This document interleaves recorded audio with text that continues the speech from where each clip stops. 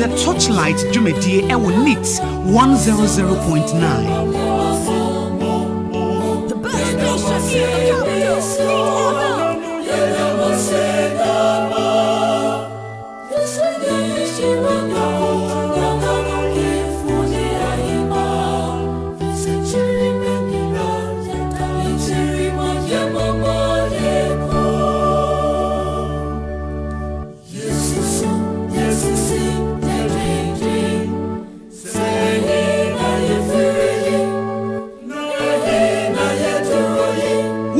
The Torchlight Jumedie Ewo Nits 100.9.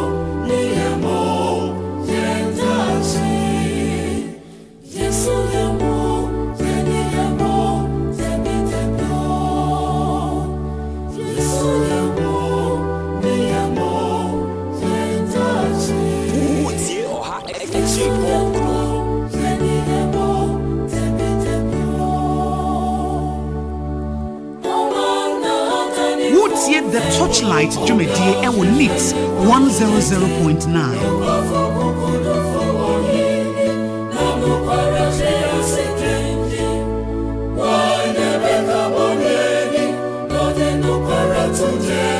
The best station in the capital.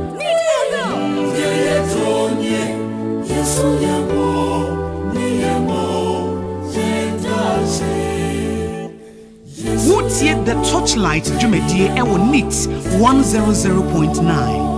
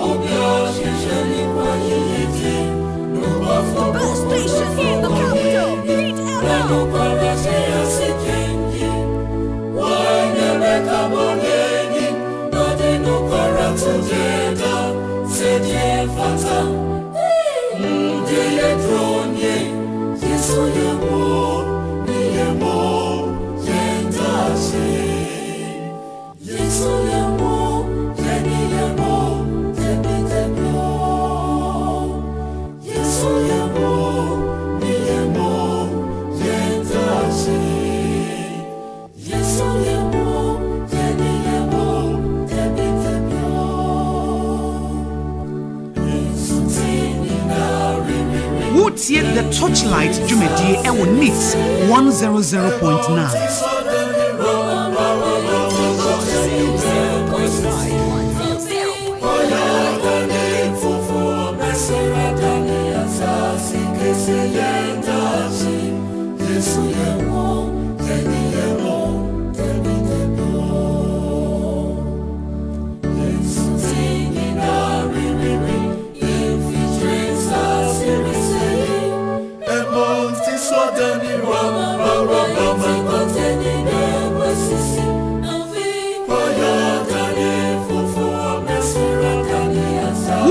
The Torchlight Jumedie Ewo Nits 100.9.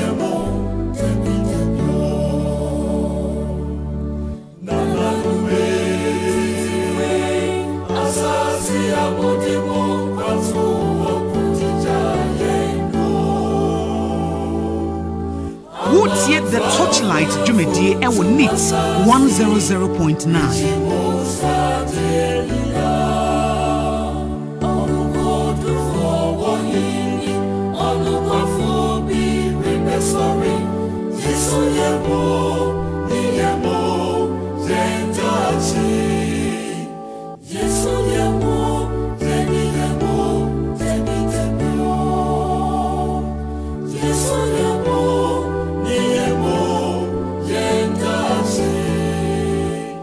Yes,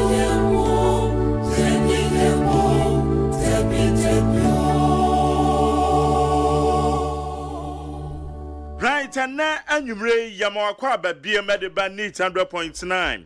Ye wo dwumadi a ye frɛ no eye torchlight.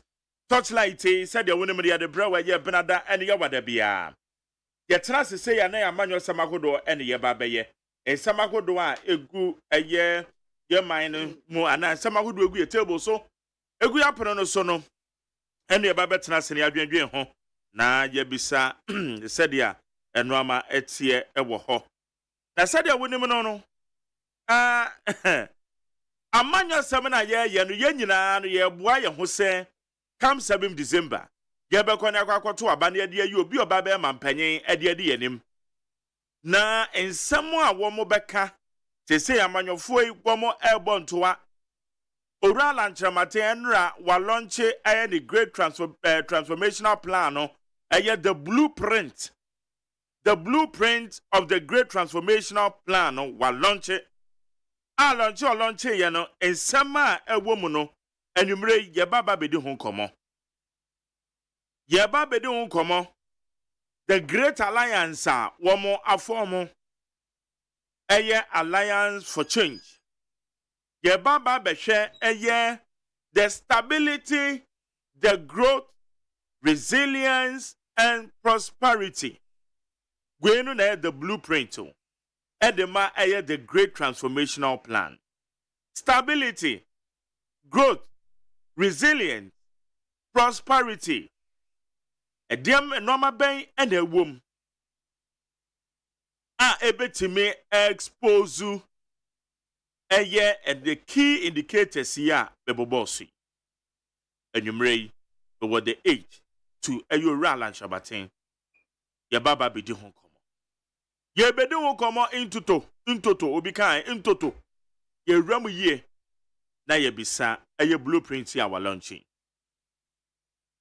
Awanya fane the only Dr. Baumia ye kaso wo UK ono so born into aye ne fundraising. Owura aye John Dramani Mahama ono so enemo sabre ni there for now officially wo mo launch campaign team ni wie ye no ye nyanya aye the major activity a ede ne beti aye mountain so manya ne tia se gum so Babylon che aye ne manifesto na wada the running mate edi aye also for traboso eto no so ye betwe ne mo na menu asese ukọ Kenya enya asebketo o Kenya ebia na wo obi a won follow international news na Kenya yanya ne tie se posifo kura no asane etuo de good demonstrators so ememu dodo na ato na nanom onse do ni nyina ne se Kenya fo se wo momra hye bedwafie wa akwakoje etuo bi atum etuo no mogitu mu no omamufo ne se wo mo ne eye mrahye bedwafo ne ya adwen ye anopa no na protest ne chance ye yakra ne nim se ya gudie wo mo ye protest na de tia wo mo panyifo se etuo no mo ntwam wo mo mache ye de ko ye parliament house wo mo kodu parliament house ane fa bi wo matwaja de atum eno na enam so ma post for sane tuo e de agu wo so ye ka se nipa ni bi ato anananom e won siedo eye de esi e wo Kenya na mehu obi ana wahye atade bi no waturo akire se wokwa ukofie a atwodo brofo kasem na asechire nyina se ukofie akoka kire me maame se okoya me ikoi se me kona maama biem a ka kire me maame se me ye de metimi bia na maama biem Kenyafo no ba kwa atade ye hye no minim so no na etu aka no so odaso tia asio na kwa akoye se se kareni amampanyumfo wo mo ho afa mo paa wo ana senate amampanyumfo agodo a yenim na kyase obi anho afa no na ni nyina mra en wuntumi so nka so obi anho afa ne nti enyeso ye ka wunti yeso ye mfa ne saa obi anso prese impuntu ebeba eye ne mamu no so adiye na me dia na meka se sanya na se tournament bi ekoso na sa tournament no se yeyi goalkeeper bi se oye the best player of the tournament me television echi anasa me hwe bia woni ma bia ba metirim ibisa me ho se eba ne sen and a yetima identify goalkeeper or no and yes or no protected the goalpost. The moment yes or no Gina on the field of play say as all Bobby pa na ya wono e je balls akono so ansa enti ansa na ye be yi goalkeeper bi say or ye the best player no na just so your goalkeeper balls e corner so enti opponents from strikers you good na want to make hit balls are upgrade you who goalkeeper na bra obey a lot of savings because that gives you the opportunity to also prove say ampa we the professional or you can't goalkeeping party we number one and ultimately buy a dada sitting money amamwe mu a president biano enya wugunu so ye nto aba ma say brara betena wona baby di agro ye to aba de ma say or how ne ba kwanya wo befa so we save the situation. We are not demanding an excuse or we are not demanding excuses. Now when we are demanding results. What president wrote is a goalkeeper. Or how be my idea because so bibia ya be the mama mono the number one, the best time or which is our background is a good. The greatest of all time. Aha. And just I made the men your man penny and me ya the pash. Or how the band ebe me yen say we your man penny and as we your man penny. It immediate said the normal air cost we wiasa fana ne ade no. Masa what it tells me the catch them they say or man penny no to say goalkeeper. Say strikers you good, opponent strikers you good. Normal fire balls now to me savings and when they actually say we goalkeeper papa. And then they say we your man penny papa. Or how na bana wa pe kwanya or fast so they addressing the issues, you know. And then they just say your man penny. Now what we know my or how be my oh and then I wound him. Me a quite say maybe tea okay. Maybe the situation cry a year and fat on the wa. Seminya a year panel members are 1 more year learned. Ah, 1 more control. Not the ombeka biano. Who to me say yes, where do account or the accurate information now. The best that Granny was a Jerry making kind as a making kind. Because the panic has not happened to a jelly. Because in some kind of accurate. So I say, and some kind of accurate. Solomon Usunum, memo panel members, they are very good. Solomon is home to me my accurate information. It's a Joe ya nebi a pepani be the one. Nasa minya panel member. Or no on canocre. Name somebody inaccurate. I want name some kayemuno. Sa panel member na brighten me. Or brighten the profession that I'm handling. Because at the moment you no kan ya no kra na pen ma ben ma so oboa. E to say way. Obi tie kire so wow. Ale journalist no osua de pa o. So dey say wo ka asem na ente sa na ma pemo. Na me say da bi chale da bi oboa. Eye way na ma kire obo so obi tie so say wow chale journalist no wa ben. That's only a panel member o de abekire no no nim nti obeka ne say de tie asa journalist no wuntimi and done it won't to me and mamma phone was there. It only my kind of crash you to him. 80. This is the reason I'm saying. So, man, penny be any excuse. So, I can't tell man for say, or how be a ba, and or how be by a nunty. A mamma watching me there be about your results. A nunty near 2 about mouse or your man penny. They are to Abama, I can be and bear talking. They are saying I can hear. Okakofo bia na baby di mampani. Tiene Solomon Owusu ewaha. O belonging to the movement for change, Afrafranto. The Great Alliance are forming Alliance for Change. Na the blueprinter Yura Alan Kojutre Martin or Danedi Enra.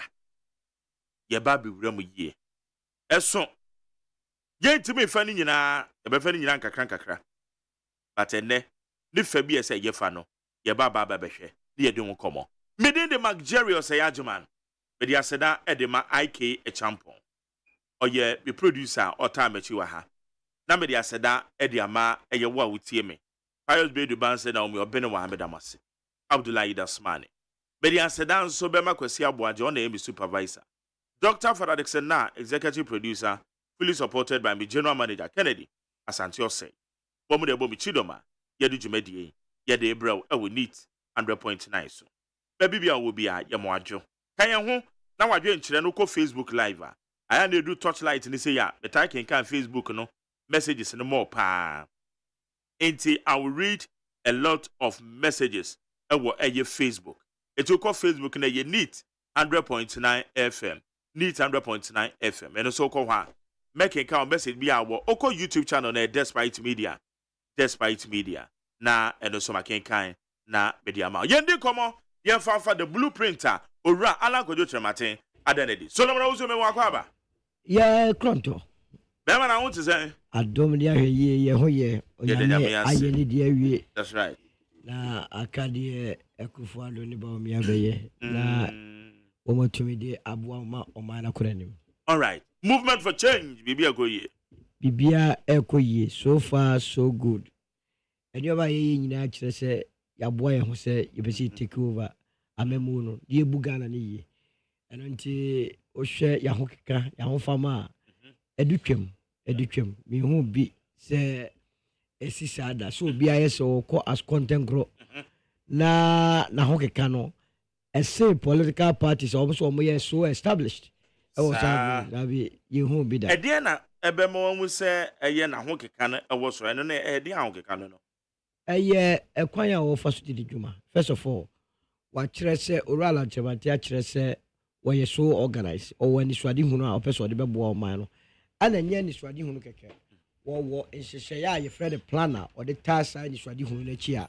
Obey me and my yet to me do Sabosha Sasia, walk and was him.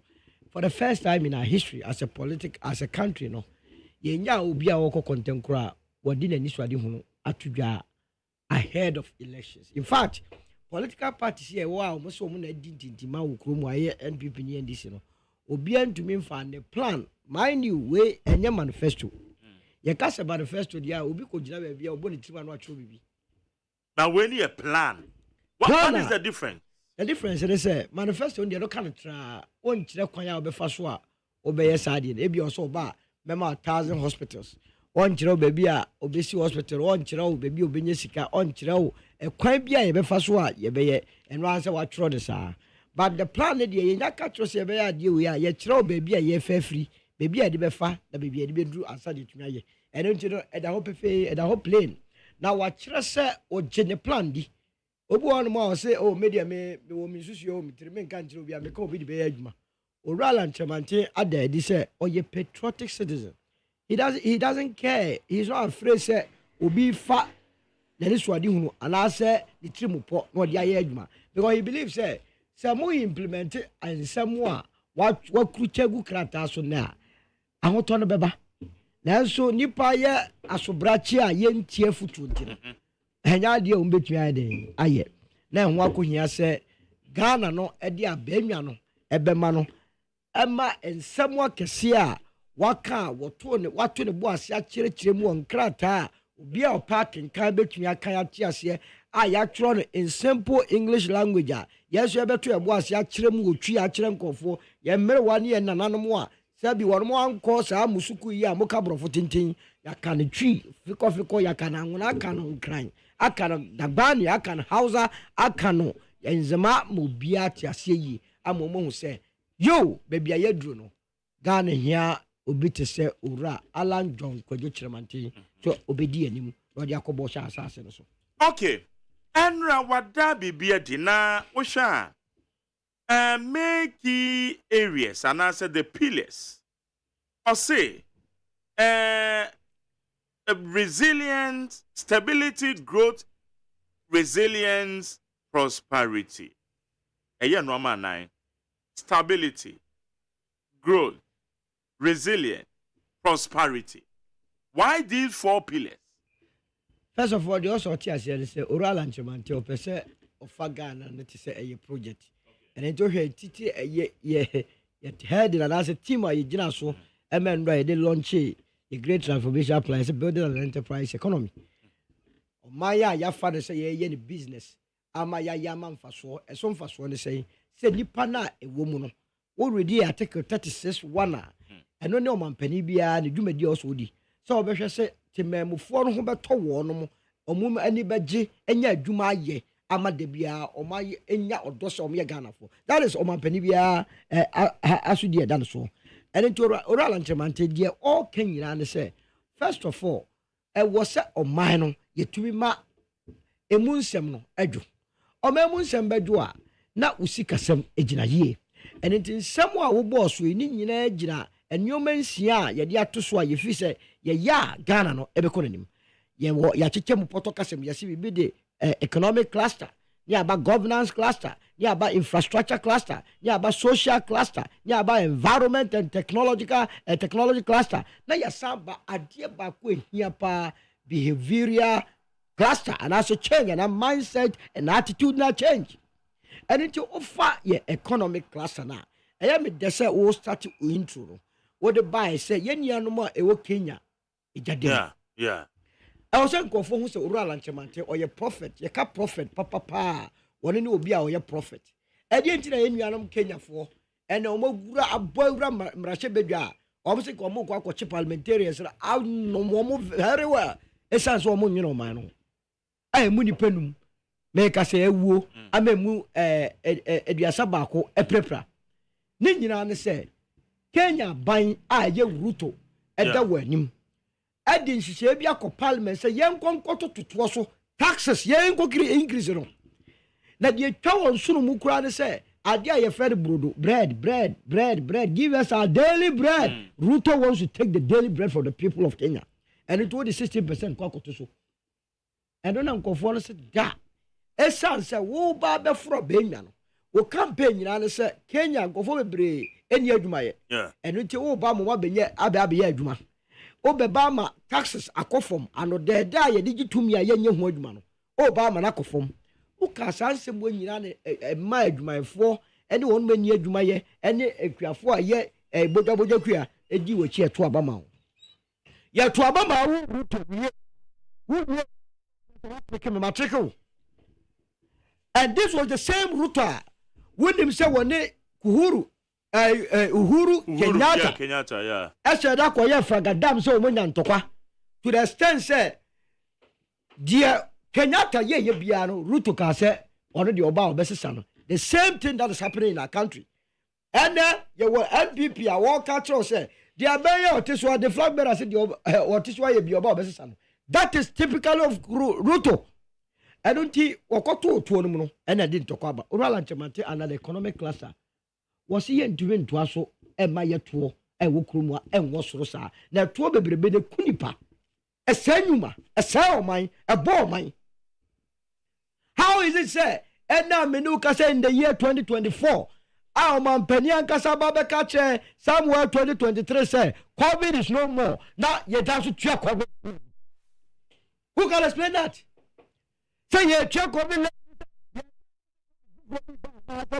and now so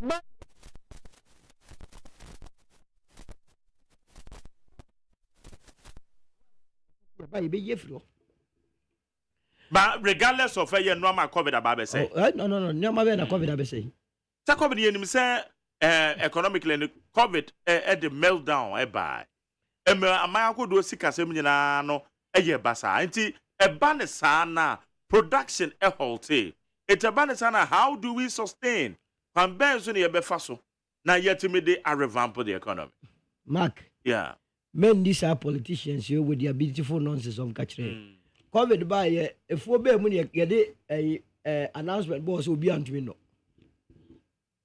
COVID yesterday only 3 weeks yeah 21 days efuo bem and ye esi wo se mo obi antumi no okromo adia ye se enya meltdown COVID mu na ye nya campaign ye from frontiers yeah ekosi sa toys machine toys enya aduma ekosi airport okoji ye $94 million Ghana sika ye wie ye ntumi account o maye what are they talking about COVID mu na a parliamentary candidate was one what one year time o man sika 100,000 cedis near dia man COVID money a catcher say you aduane 54 million cedis hot meal e man go for the unya bidi they be amenya target na bi unya bidi me menya bi ndi o producer wa nya bi so what are they talking about And then you former MPB and Wabaka say, COVID amount of when you almost said tam, so we shouldn't go there. But the key issue here is that Oral and Chamanti believe we say a 2 and woman.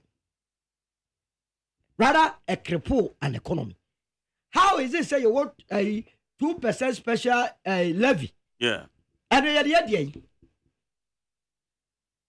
disinfection, oko porter, yadu COVID, yes, also ya disinfecting porter, yes, I ho levy and not tax, yadi quiet, yadi coma wine. And it oral and Chamante so by ya woo is an if you're not here, and they will move. Okra de can't word man away. Abawe, a ungrateful abine. Or more boy buy you wepa, a abuso car for any magazine for Eddie John away. One more to talk on. And yes, my pass. And yet, then, home do music would you make dear more about dear or my so. Now, but won't to mean you be more Tom. And it another economic cluster. Oral and Chamante so bad in the first 2 years now. Import duty, a bay few chroma. Adiabakwa, any Emma businesses and co and money no, and this interest rate and what's road. Ebeye day no Maya Yatimo ya see a person grow the BSA gateway to West Africa. How can we be gateway to West Africa? Abra Burkina so they need to do money. Policy rate I have 5%. Cote d'Ivoire, Elgoye, policy rate 5%. For the single Togo, policy rate 5%. Yenya see Yelians, Yenya Harvardians, Yenya Oxfordians, Yenya MIT, your policy rate 29%. Does it make sense to you? Policy rate. And the Bessia Bank of Ghana, they bought commercial banks. Yeah. That's a war buying and cast our bank batano, bought banks, Bessia 29%. Our bank be able to dig us, or Benyam Faswa. And now also at the Quaco bought 1 way, yo, Mojuma, Bessia 40%. A better than Yuma at maybe. And indeed, a better will say the reason why unemployment I was wrong. Nipen Yedumano, and your policy rate, Emma. Commercial banks, Eddie Bessia man go for 40%, 45%, and then human to be a Mumbai. And it over here last year, Nipa Bess 113,000 and a national service. This July, you move ye, Omunia Quacotinefi. But who said national service 40? Omo Yaba said Nipa 133,476. Quaco national service this year. Omusu Yaba Tinefi. Omo movie last 3 years. Opa ya Bumbia Mufonlansi about 99% to fear. Omo movie 4 years, 5 years ago about 89% to fear. And we are only compounding the unemployment situation. How do you deal with it? This is what interest rate is. So at the end economic class like Oral and Chamante say interest rate is a policy direction of the Bank of Ghana. And it as president of the land, consistently on the Bank of Ghana better destroyed by single digits. Ya kasa asem ya ka how many times I met na wo video mu a enka cho say unless and until say interest rate be single digit no on my way you go anywhere. Na you will be also akọ you have a not to no or catch say inflation you know was a policy rate equal 29%. If your businesses or the industrial sector or your productive sectors are not growing, economy need to mean grow. That is why on mine bibi kitwa bi boy na akaye no and the interest rate better form. Now expenditure control. Yeah. Economic cluster can want them. Say ya Jessica na ya diribasa. How is it? Say obisu akoda wasuda say one ni nyame wa pam yen gongo sia sore dan. Now I'm a farmer tax revenue I cost $58 million. $58 million. The next time I'll come, you bet you hotel Biabois. You this your hotel. $50 million hotel. I twice bear 35 floors. A hotel. And you bet me yes, sir. Hotel si be me no ha. Ya dia ko tuamna. That is expenditure control. When your man penia, what 20 man for no, what 20 so here, and what do you call more? Oh yes, can basa. And until Kakara Begino, a bit me a year. Anyway, Rabbi have started revising my notes on tax to GDP ratio. Because we kind or show my bit is Singapore. Yeah. About tax to GDP, 13%. And how is this a Singapore to be used at 13%? You know, and your money, can be. That year tax to GDP, 14%. na yesu na che say yesika ne yehweso yi eno ntino expenditure controls now obetumi a control expenditure bra will leader no will lead by example on no life any reckless how we need by heart yemfa yesika ngongo dware o play mu. Are you with me? Send your beya. Se commercial flight crown also far. Ofe biye ye. Won't you know bia? Also besum. Until so o minor. Ebe ye no. Won't you face it can go to pray. And not expenditure control. Obia him say, oh, je to obia, a to obia. E so expensive to collect, you know. Then yes, that's our strategy in papa. How is it say you to be spending 1 billion annually on SML? So I'm going to get tax my.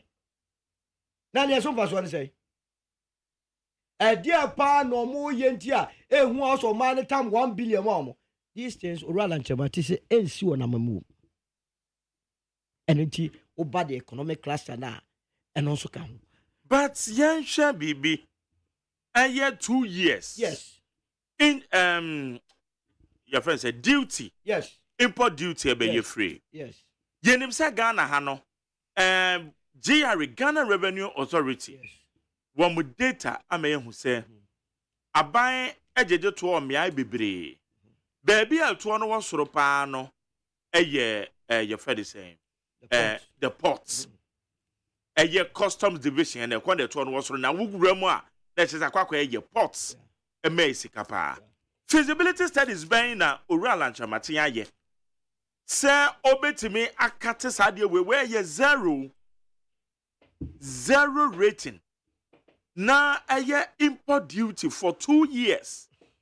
Ebe ye free. Substitution no he. Obenya sika we he na ode aba besi na name. And it's a cluster anymore. What catch us all tighten expenditure.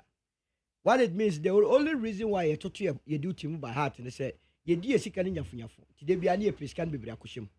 So what you say.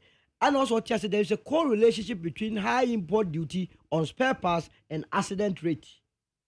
So, your Maya won't share or spare parts aspect here. The woman is a lot of accidents. And into a man, sounds to be Boka at the hospital or medical bills. So, if you're able to control that now, the can't do not get back health sector. No, now balance it. Ebio. That spare parts now, woman a bono, ayefun. What it means is that spare parts dealer no, obey me be a jumum, obey me fat, and you have a brea, obey here more workers. Now, fat workers are, and Brother Chias also to the Senate, and I'm boy. Yeah. And Brother Chias also to pay as you earn, and I'm a boy, and about the balance it. Now, we are one more spare parts in the boy, dear, and to me, and money panning being a jumum. A bed and a sandy pan, what may be a jumum about the funny baby, about the Charles, a payee, I'm a buy this when you start taxing. So, all taxes in above for more, expand the economy, no, and my economy is generated by her. Now, does this not strike you, say, Togo or no to or a duty free port? What is a Togo about of a pillow or order? No. So it is doable. And you doable. And you lazy governance near you. Say, you who say, and your mother do not have a far port for. Now you chroma, or check data now. Your taxes and don't want to through indirect tax. Say, I could tell you, say, I could data, Yakoto. Direct taxes, let's see any data, you better call for direct taxes, you know. And then I'm due to be Bracco Jere and your muscle. Now your mind so we are import dependent. And it is all a 2 baby cotoswa. And yeah, I said to them one, I'm now say or share what one she. So it's doable and it's long overdue. I'll say by now. Senaka say yes. After that, you the new patriotic party and all about them, you know, from taxation production. Yeah. Naka home. Yeah, but be more instead of saying better you to so near yet to Madina, yet to me your policies are. Ebe ma manfo no atom ye ba de be hu largesse wa ba mu a ye twa epusa ye sikagu a ye fum bia na afi adwuma o se ye no na manfo na dwane from Moon tasty governance daw eti dia mo kan Ghana for bisa what is the assurance because and then na be tie wo boss say wasempa yes na me tie nsem o kan na me say the okay there say sana ebe kon there say na kayo but at the moment na mo be tasty to me no na kwa say no amasesa So okay say intesty government that also chim presidency ni intesty. Presidency level. But some boss there. Baba Bemo man pay that ko for time but the presidency. That's what I said say obi enu wa ye wo no.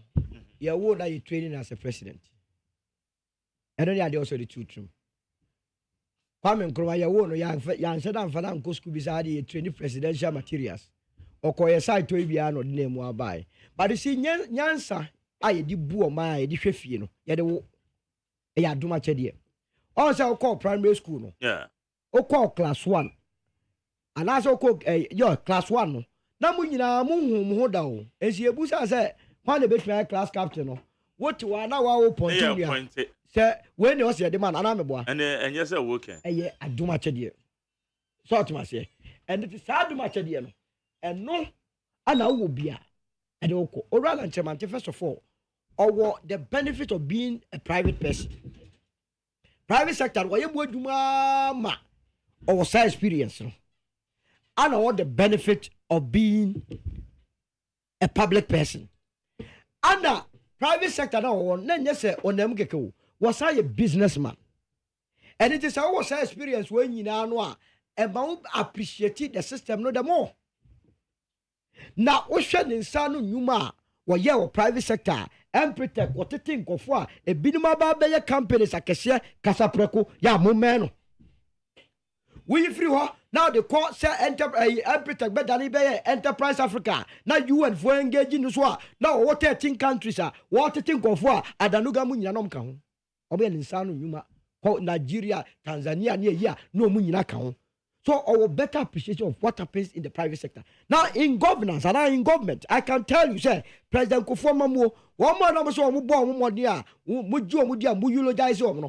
99% of those appointments, was done by Mr. Alan Chemate. Remember, Kufuor's first term, no minister. Yeah, Musa Ura Alan Chemate, Yasini and Cheremo. And it's our propaganda and go for me. Say I mean your pankasa. What's it me? Me a private person. I don't need to be a public person to make my name. President Kufuor had to beg Ghana and Okokoye US ambassador. Ghana's ambassador to the US. Yeah. It's answer on office say what your children obey me aboa. Now your call US in so no uhu ni nsa no nyuma. Onu de koye ya okon unlock agwama wa ene Africa Growth and Opportunity Act. Then go for epimpam tadia omede ko eyi. And he does not need to be president to know the problems of the state. Mind you, wako cabinet and to any Samoa, a cost of cabinet. And it be na any who we are. I be there. Any flashing project be a Benya another president go for Eka among go for a Numa or Muye Biano. Alan Insano Numa. Oko president go for me Mumua. Oh yeah, way. And I wash be Fugu. Friday where first Panaka Fugua. You do attempt to say the whole free we are foreigner. Yeah. And Kamasa sa to what are you? Kawana bees way. On best rosa. That are yes a baggy. Or no name to me Maya. A GTP. And they akoso motors and drop on Ejina because Ghana first started on Mabeshe. Sir, your friend say a sort to near dear go for ye. A on an initiative. Oh, but recent times, swa. Sir, one D one F who some we are we on one initiative. Africa Continental Free Trader and ye be demua or be a to go to any initiative. And it is dear biopana akase or no yadebemano as an individual, a bit mano, and they say you better the authority of the state at the ascending, sir. Sir, after presided. Now, welcome on your president, Grant, or yes, and movie. That is how 2 minutes, sir, with experience from the private sector and the public sector. Officer General Betty. And that is why we know as an independent candidate, you know, to me, on the plan, up to what documented. Not political parties are in existence the past or the last 32 years, they are unable to do so. And today, I just want to be the President Nkrumah. He is more than qualified than any of the candidates. None of them compares. O persuade will be a civil battle. Ye boy, we are, you will say, why? I know also mind baby, ye dream. Yanko Kenya to be a moana, or Mura Parliament here, parliamentarians, Abon Sotro. It's as here to 2 taxes. On natural so what be taxes so. And to my company, Napakayamutu. And Nuntina, ye come from us say, Yayano, Yanan, we have an opportunity as a country to right the wrongs of yesterday. What stabilize our economy amount? What's the advance? Yamfa ye nintre agriculture. Now me dia de o mo asem nyaka ba now. Ma book chenku a mo akoni fie akoman so de say also edie operation on a farm. Enzo bi ayefuo. Also yefuo, also wo hu dia. Na no yamfa to ho e Botswana so obi a o enantwie yi.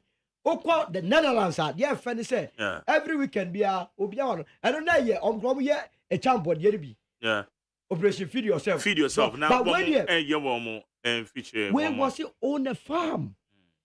You are not owning a farm to feed yourself. To generate. You are owning a farm, to generate income. Oh, now will not buy any. Yes. And yet, you come about the weekends and go for the your mother Sabas also may come a farm. But no, the man is also way must say a plan. It's different from the manifesto. Etiana is a more mindful to Metias here. Kay lantana system. You were in Sassa one sem. Okay, will be Andy Jones. Well, only penny by ya. Then the Jones of a phone. And Sassa one sem not quite be. So, what do we do? Yes, and Sassa is tackled. What is that? Buying land banks. You started land administration project. Now, I started land economy first year in the year 2000. Essentially, top corruption, yentumi weda. Oral lanchamate so ba land administration project, whatever is the bottlenecks, you be synchronize it. Now, I buy in SAS here, and until also nipa or leader on your corrupt. How is it, sir? You go assassin to say a chimota forest now. Now you're too far. And the crowd, they might take a room, says it's a range. And also call. And Jechiri my dear assassin on Baby could demas. Basa, I buy James assassin or you free Busian ho. It's a be a Busiana, I revert assassin. And assassin don't know, yeah, Geno, yeah, Gia. Yeah, check the idea quaco near Chiaho compensation. Such as here. And nobody can convince me that I buy will be so exhausted, say. After the Becca's would name the old day assassin quaco. How can it be? Can I say, yeah, sir? State farms, Okonungwa farms near Yen, ye try a dear city, and now my person tell me say, ye name say, and Embrebe Bar, Adriane say, ye, Nasa saying to me, Adriane. I had Yaman go for Sidai. I am Fumus Arsenal. And it will rather say, Operation on the farm. After was so our just as if in another mono, say 100 acres, 1,000 hectares, and a year. I buy Bem this Cababa support too. Now what to me a phone here? That sounds of the infrastructure attached. Say what we are say a broben now door ya, and that's how I got to a broben raw. No moment for the Juma Tachira, Ube process a brobeno into bottles and other stuff. Now you to me at home, you are near sport to the Akano. Yamencha, ya don't ya dear friend Africa Continental Free Trade Area. It's a produce or gun hand more. We are over market rate of about 1.2 billion human beings. And the one you didn't on your debut. And to how coherent the policy in here. First of all, the interest rate so. What the interest rate is so? A beman your mouth go to the taxes so. And the new one now be produce a harrow. Nebo beyafu. Send a bear competitive in the international market. Now, what we are told. Says here, you miss what Oban went to me and stabilize the macroeconomic environment. What it means is say, oh, Bob Bessia at a rate of 40%. Ghana Nina Waya Broba Odiku Konkum not to compete with Obia or South Africa or the interest rate at less than 10%. And it will be piano and well calculated. Why agriculture was CSI industrial transformation. Now so to the industry ministry or Sanyo Mani via Sedia. 10-point industrial agenda. I don't know where to so. And I make us say, you say, but you man, Tragotoso, Najatuma. Now go for a lazy or trying to throw the automotive development plan amount. Out of that plan, yes, go. One, two, the two, Uncle, we are me pacho. Out of that plan or that policy, no, and I'm a 5 lead automobile companies, I'm a Krumwa, and almost some vehicles. When you will be. Who say some vehicles, Kruma? Yeah, me do so much. Yeah. Me do so much. Aha, and to be son, you man, or Troy, or Troy, and I could try. Some policy implementing a year. The Akikan, the woman said, no, Sakima, credit facilities, more got to castle. Yeah. Ya can I know your Ministry of Finance, as some. One I said, Trade and Industry Minister, why your policy now, I got drunk or Fuyaba. Diaka, will monitor your fiscal policy and monetary policy, and also above his control. But at least, we are living witness, say, Yaka say, ya assemble Nissan wa, video Volkswagen wa, Toyota wa Hanamo, and your friend is Peugeot wa, and the Diaka. And in San now, over no Sasso can be say, how is it? How is it? Sir, for so many years, sir, yeti koko kroma. Afibia ya koko bobesia $1.2 billion. Ya toko go in cities. And so ya koko bobesia dollars, say the babe to koko. And ya top, and ya top, and ya den ya koko bobesia dollars, say the babe to koko cities. Kwani ben waka to so here ni koko sika dollars. COVID buy uti kroma na catch us Bank of Ghana ababan besia 10 billion Ghana cedis way away. At that time and I cedis to the dollar 1:10 no. That is $1 billion no. 10 billion Ghana cedis that.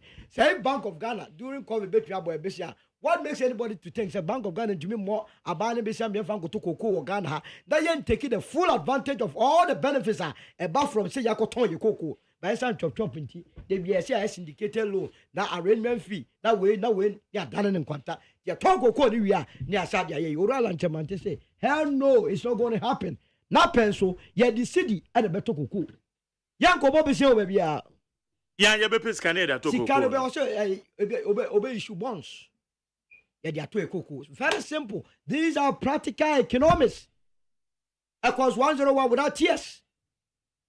Na ye dia tokoko no ama Ghana for enya so mfaso afe we say it cannot be possible say Almighty say Ghana for almost a century ye dia ho di nyina esi kokoo ni gold so ada ye ntimi diversify economy na ye dua ba ye mba na ye dua coffee mba na ye tu nchina enye yi ana owura ne so ba ye be diversify economy no. Now when just ordinary that kind of Dabi, Monko checking the record in 2007. How Uncle for started to move the how our call Israel cover Israeli technology and I get the Bayer Benestry. Uncle for Bimphobia, no fisher or about president or penny yeti, Uncle Dad Uncle for a year for. And no, or see a bit diversified economy. Na ye de near sia beso ye de near si Texas so sa abebe Malaysia 20 billion a year na ye nyam 10 billion kra ehye sa Bangladesh ni Vietnam etumi nya 30 billion and 35 billion respectively from Texas sir. Mark ade na ye ho the whole of Islam asase yantem da ho esane asawa ye jadua ho nti no emu mebunu no ebada ho na omde bayire gu omo nsa so. So more ton street so abra the textile industry no worth billions of dollars aya yen nyoma year won betime dua sawa ama GTP afa ama koso motors afa ama Japan textile afa ama dia yantuma ne ntade ne yakwa ton wabro amansa dwa so am yenya musika botene ne nyira say we interest rate nyanti no kua ne ntumi nkonkobo besia enkonkodua asawa emfa nyayi Oko banks na Agriculture Development Bank and so my business near the Kwakoton or China. That is what is happening in this country. Or rather see a interest rate this one. Businessmen bet you Kwako Jibi. No Mako Sima Kwako Dasa and as a cotino. Ababe ya dia fidi Japan Texas. Omo dia yans. Almost supply Makoso Motesa. Almost supply all the other Texas. No ya dia yan to man in Tadia. Ne yesika botel to say the Bangladesh and Vietnam. Any your friend is say Venezuela enyina enya wontadium. Na nya won say yeti kroma Nigeria to Ghana is so close. And so Nigeria for Brazil the kofanchire. Adentia. Out of interest yenya caustic soda. Thought was here. And until Oran say, Oba as a policy, no, you better develop a salt industry. You better buy more, yes, in China, no. I'm a Busua and China, Europe. Edru winter enu bi ne de tackle winter ye de bia akọ jisika botere abekromwa ni nyina ka the great transformation plan ho eboa plan we no wo hia ade bia so bia see solutions to problems no and it's so complex so the little things you do and do it well and the solutions never and you know the America tell mo say san nyoma wo ye ne yi a enu na de obekọ sa bosha asase so. Now, bet me, yes, I knew when you're back. Now, I was the issue of corruption. What tackle now, tackle the year. So, you need a leader. The sooner the bite is a crystal. One man may a gun of Fosica, one may for gun of Fosica to pray, one man may a gun of Sika rough from young go who be on pass. And then, Ralanchamante, Ofra Bemu on the 10th of January 2023, up to date, Obia to be an home as a bonnet kind. And you wonder say as far back as 1994, we are seeing yeah can you part 100 that's on my video we are seeing any mono. Now ubo Jeffrey Sachs din ubo Bill Gates di Condoleezza Rice dia na ora and Chairman edi ka ondanka we nyanwa say obia as far back as 1994 we are seeing who say and swadi huno wo atwene da ne tirimo so na ye pe obia me na digana nim abra ye wo crossroad abra ma na esi apene abra ne maburu nya adwane akwa abrochi a ne wa lantremante ye wo John Mahama ye wo Mamu ba obia ne esi ekwe campaign. What are we talking about now? What can you know Mark was say adia if any behavioral change e be si den ya sesa e policy. And then you to Mr. Saya, near Yan Shagins, we are yes, made in Ghana. A leadership by example. And I cried no big cow radio be so say a team minister of discipline affairs.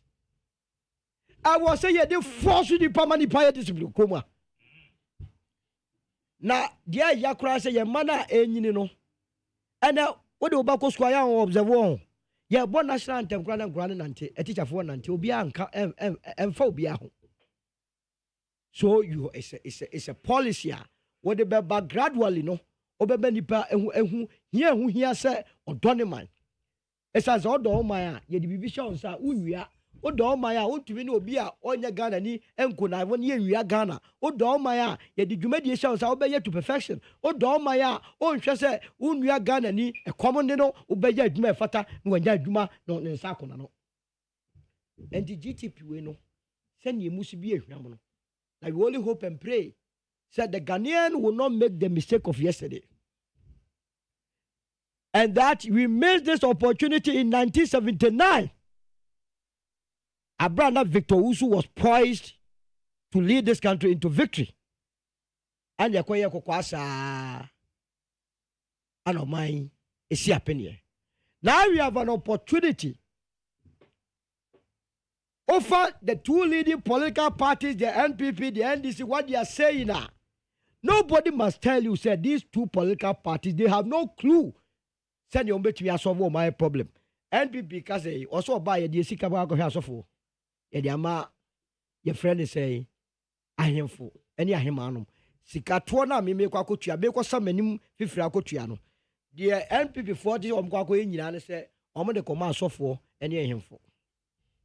And this is to say, one day buy ye binye njata yaton wache anajo.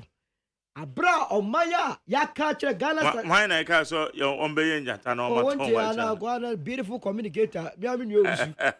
So mo gonye njata.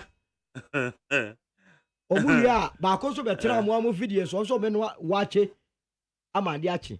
So the two leading political parties are modern Murasho the last 32 years no. Going into election 2024, 7 December, these are their policies. But because you have a camera, no fancoma, a software. But because you the command software says, how the coach, and I software, the software, dead man, why I'm more man, JOC, this command. edi adwuma na osofo am ya mo man na okay so this can come asofo oh na dia no so osemo crowd their contribution to the nation no it is like ye tuya moka it doesn't mean who doesn't contribute to this nation and churches are you not contributing to the nation yes we are you why is he not saying so about betua woka obasa churches contribution now I'm asking you a simple question. Are you not contributing to the development of this country? Obasa bibia you need this one. Asofo ye dey tell me dey say this sika. Enya asofo the churches no ntia ala dula bia ba ku bia o ma se ya. Dey bia o ma me nei. Their contribution of their mom ntia. Wo se me metu a me ba betua me nna no. Ya dey kwa komom. This is the policy. Ya ka che say nipa 7.3 million. Ewo hia mu okrom a. Me no kasa sisi ai. 7.3 million Ghanaians are in abject poverty. Oko Ashanti region close to 1 million people. Ashanti Mountain you can want no. Baby and Kedjedi.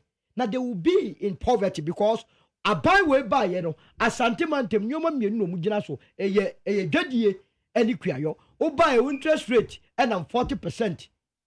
A better that obia odi dwa wa santimantem wotumi akwa akobɔ besia wo poor duties so wosoro exchange rate enyina faako won dwetire ni ase eniti asantimantem dane hiafo na bemba ye policy solution a woso de esika akwa koma asofo asorefo. Now you go to the end this also based a 24-hour economy, no clarity in thought, no clarity in plan, no vision. It does not tackle the core issues. And until say, oh yeah, why just over to Bama? These two political parties are the only conclusion is say not Ghana 4% they are endorsing poverty. Oh yeah, and another Ghana for you say I'm gonna be them for the rest of their life. But I don't believe say Ghana, from 2025 going, of the so doing here. Mind you, 2025 that's all IMF. What we say a 1 year, you bet me every month. One extra planner, IMF when we beyond the IMF no, yen san kwe chibio. Oral and Chamantin watch the way no. Say Adriane, ye dianiso, na ye do ye gam ye na a baby bra, ye bet me a debut ha, yet me a tombi. Or see industrialization. The UN are catching us by the year 2060. Yan here come beba. Adentira, a brofuna mudimonia to almost so mudoma mudibino. Bebre na ego, omu nyine go. And until I don't be anymore. This is why you expect Africa say take advantage of it. Esan say ya wo fertile lands a betumi take over. And then one year ni wo nya time say and baby ya drop bombs Ukraine and you go share biane ho. So we very biane. What are we talking about? That's just a plan no. It's a plan in ho. Na nyamin chadie asa isaka sa for ready. Sir, and the way you lunch manchama and they fight in 2024 election. Now, go call ballot to the Subehua, Dr. Baumia, John Mahama, Ketipaya Kran Ghana. But when you are Koswa, Dr. Baumia, John Mahama, and the man to beat, Oral and Chamati in there. Send your bay about 2 Obamano. A common political party, a in political party. Oh, here in political party. Yen ya, we are in the same boat. It is about time I'll be a candidate. What you are funny, a thing you never ban your bomb. One more, or my just on the sum of my no cremu, near you my bomb from both political parties, from academia, from private sector. Never to me at a channel, mine. Divided before united, we stand. And then Roland Chamateka. And no so till mommy believing in vision. And Timak, assembly straight. Was my card yachu nipaba. Dear Uhianye. You cannot go wrong on this. They be a quack to a bar. That political party shall be that die. Bosha Kessia, and you be now to root to Kenya and whole Trini. Oba, would you plan beer? No, a shabo, ya to a band man and Becca Cherry, I say he was prayed into victory. One fan as if I crowd man go for. If he said that vision, also you were prayed into victory. To buy no praying to victory policies now. A twack a sien are there to on my phones. Na oya ne sa na online na uguno and the businessman nya da ne ma okroma bebre ka saba begu porta wo da wonna e ka kire mo se mamon fa hu esanse in 6 months time no the all body policies e be boa wo businessman no oral anchemante ura fi se wo so ba o de ade friend traders bank ba so what Edward bank so what no Exim bank difference in there clear Exim bank they don't provide guarantees when you bema besi a for interest rate is different single digit na ye kan ye the bema ye encourage even businessmen no crash omo meje fiscal cash. There are a lot of documentary instruments we a businessman now we did that and also use your letters of credit no e be deferred. Now encourage yanya buy be encourage is a businessman be use deferred letters of credit said ye be ya ukwa kodiga what the letters of credit require the nyoma na braw wo ton akwa kotua na ma ye dollar no ho atono and I see the no one tunnel and be the real Germany. These are practical policies. That you know, and what the great transformation plan is a building an enterprise economy. An economy that leads to stability, growth, resilience, and prosperity. And one on here. Senga na wa me ubotom ewe ya bana ka kokra kagana no kra nsem no yen kan kese ba ye beka sam ye konwo nyintini because bibie no a eye adwuma o mai msisia. Okay.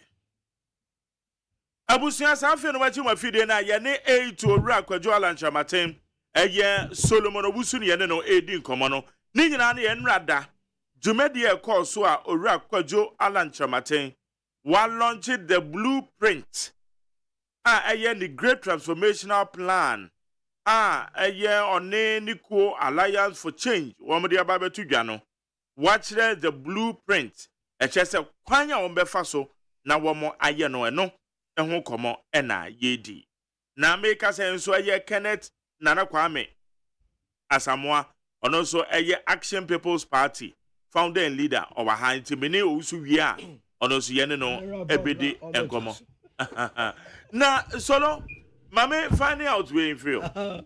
Also, you should not less than 40 ministers. Not more than 40 ministers. Hey, sorry, not more than 40 ministers. Obesia consolidated agencies. When easy sound. Very easy, straight away. Your constitution, you need no more than 19 cabinet ministers. Yeah. They call your cabinet minister, I mean, Buku. Hey, now you're a minister who need decision making table. No, so let you know. You implement it. You are nobody.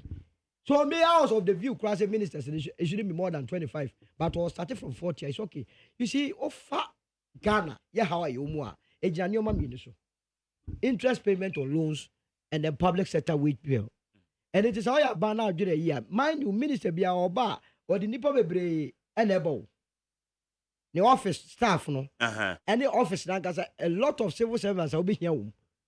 Now, who here say Ghana for a year more than 10 million, and it is no more than 700,000 a year more a public sector. Now, said, don't no a year more private sector. Is that not the case? This is how you your focus must be say at the end of the private sector no be here or make me a funny pandu.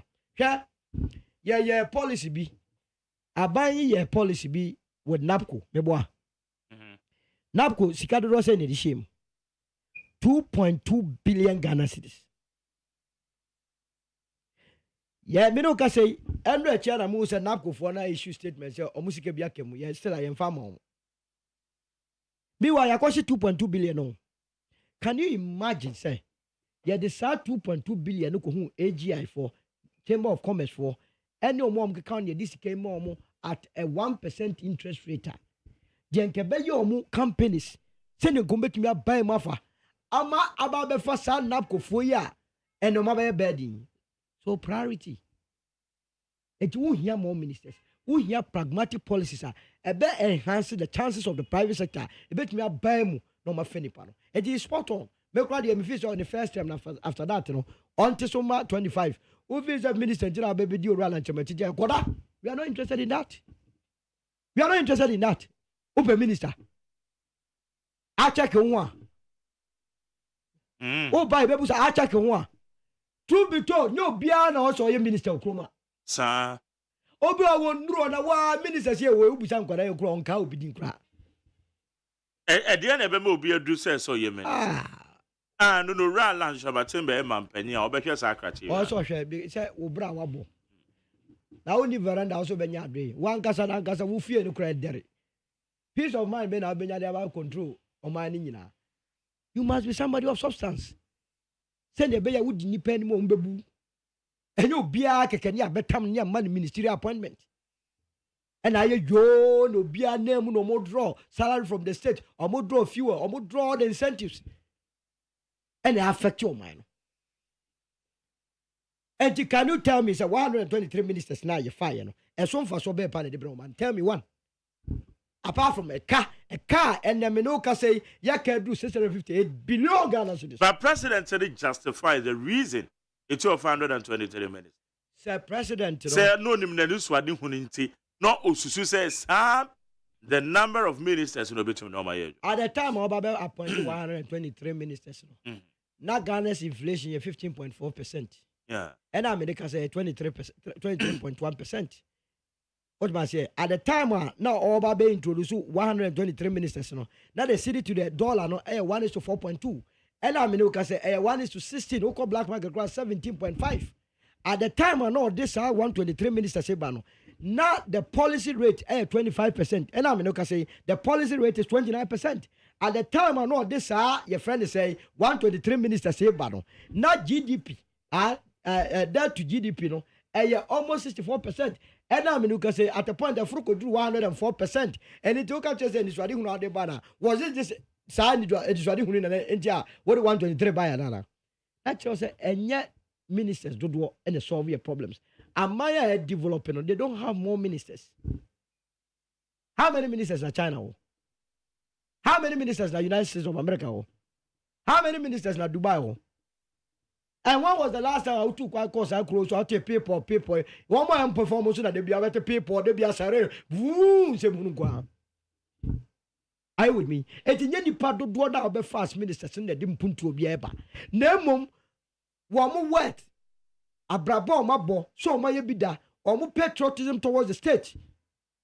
Say, the baby show, Mosha, measures you know, and only the most important. Nayanasa, a beman trimano Eddie. You see, I acquire fashion.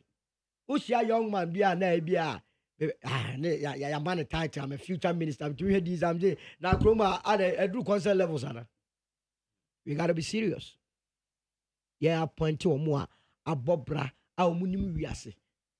Now Ghana near our command ministerial appointment, who $10,000 that. Can you imagine so our international a forum business might be a share will be $1 million. Once I got in your mom.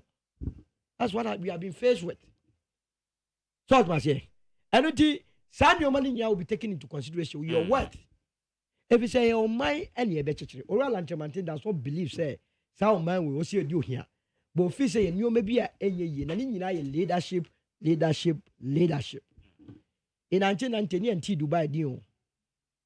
1991 artists of person to go Dubai. Oh Ghana. But then the number one tourism destination. Yeah. Okay, also going Dubai. It took Sheikh Maktoum the vision and then the Dubai ayakrabehi. Uko kronumwa. Fifino, ya tumia ya kwaya sa 10 lanes Sheikh Zayed. Ipa faswa no mani aje no betwa picture kra utwa bia ya juska. Aden ye ntumi nye the same thing wa.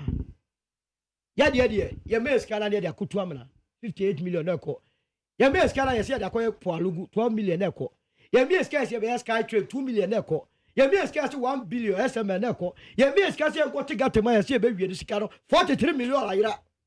What are we talking about?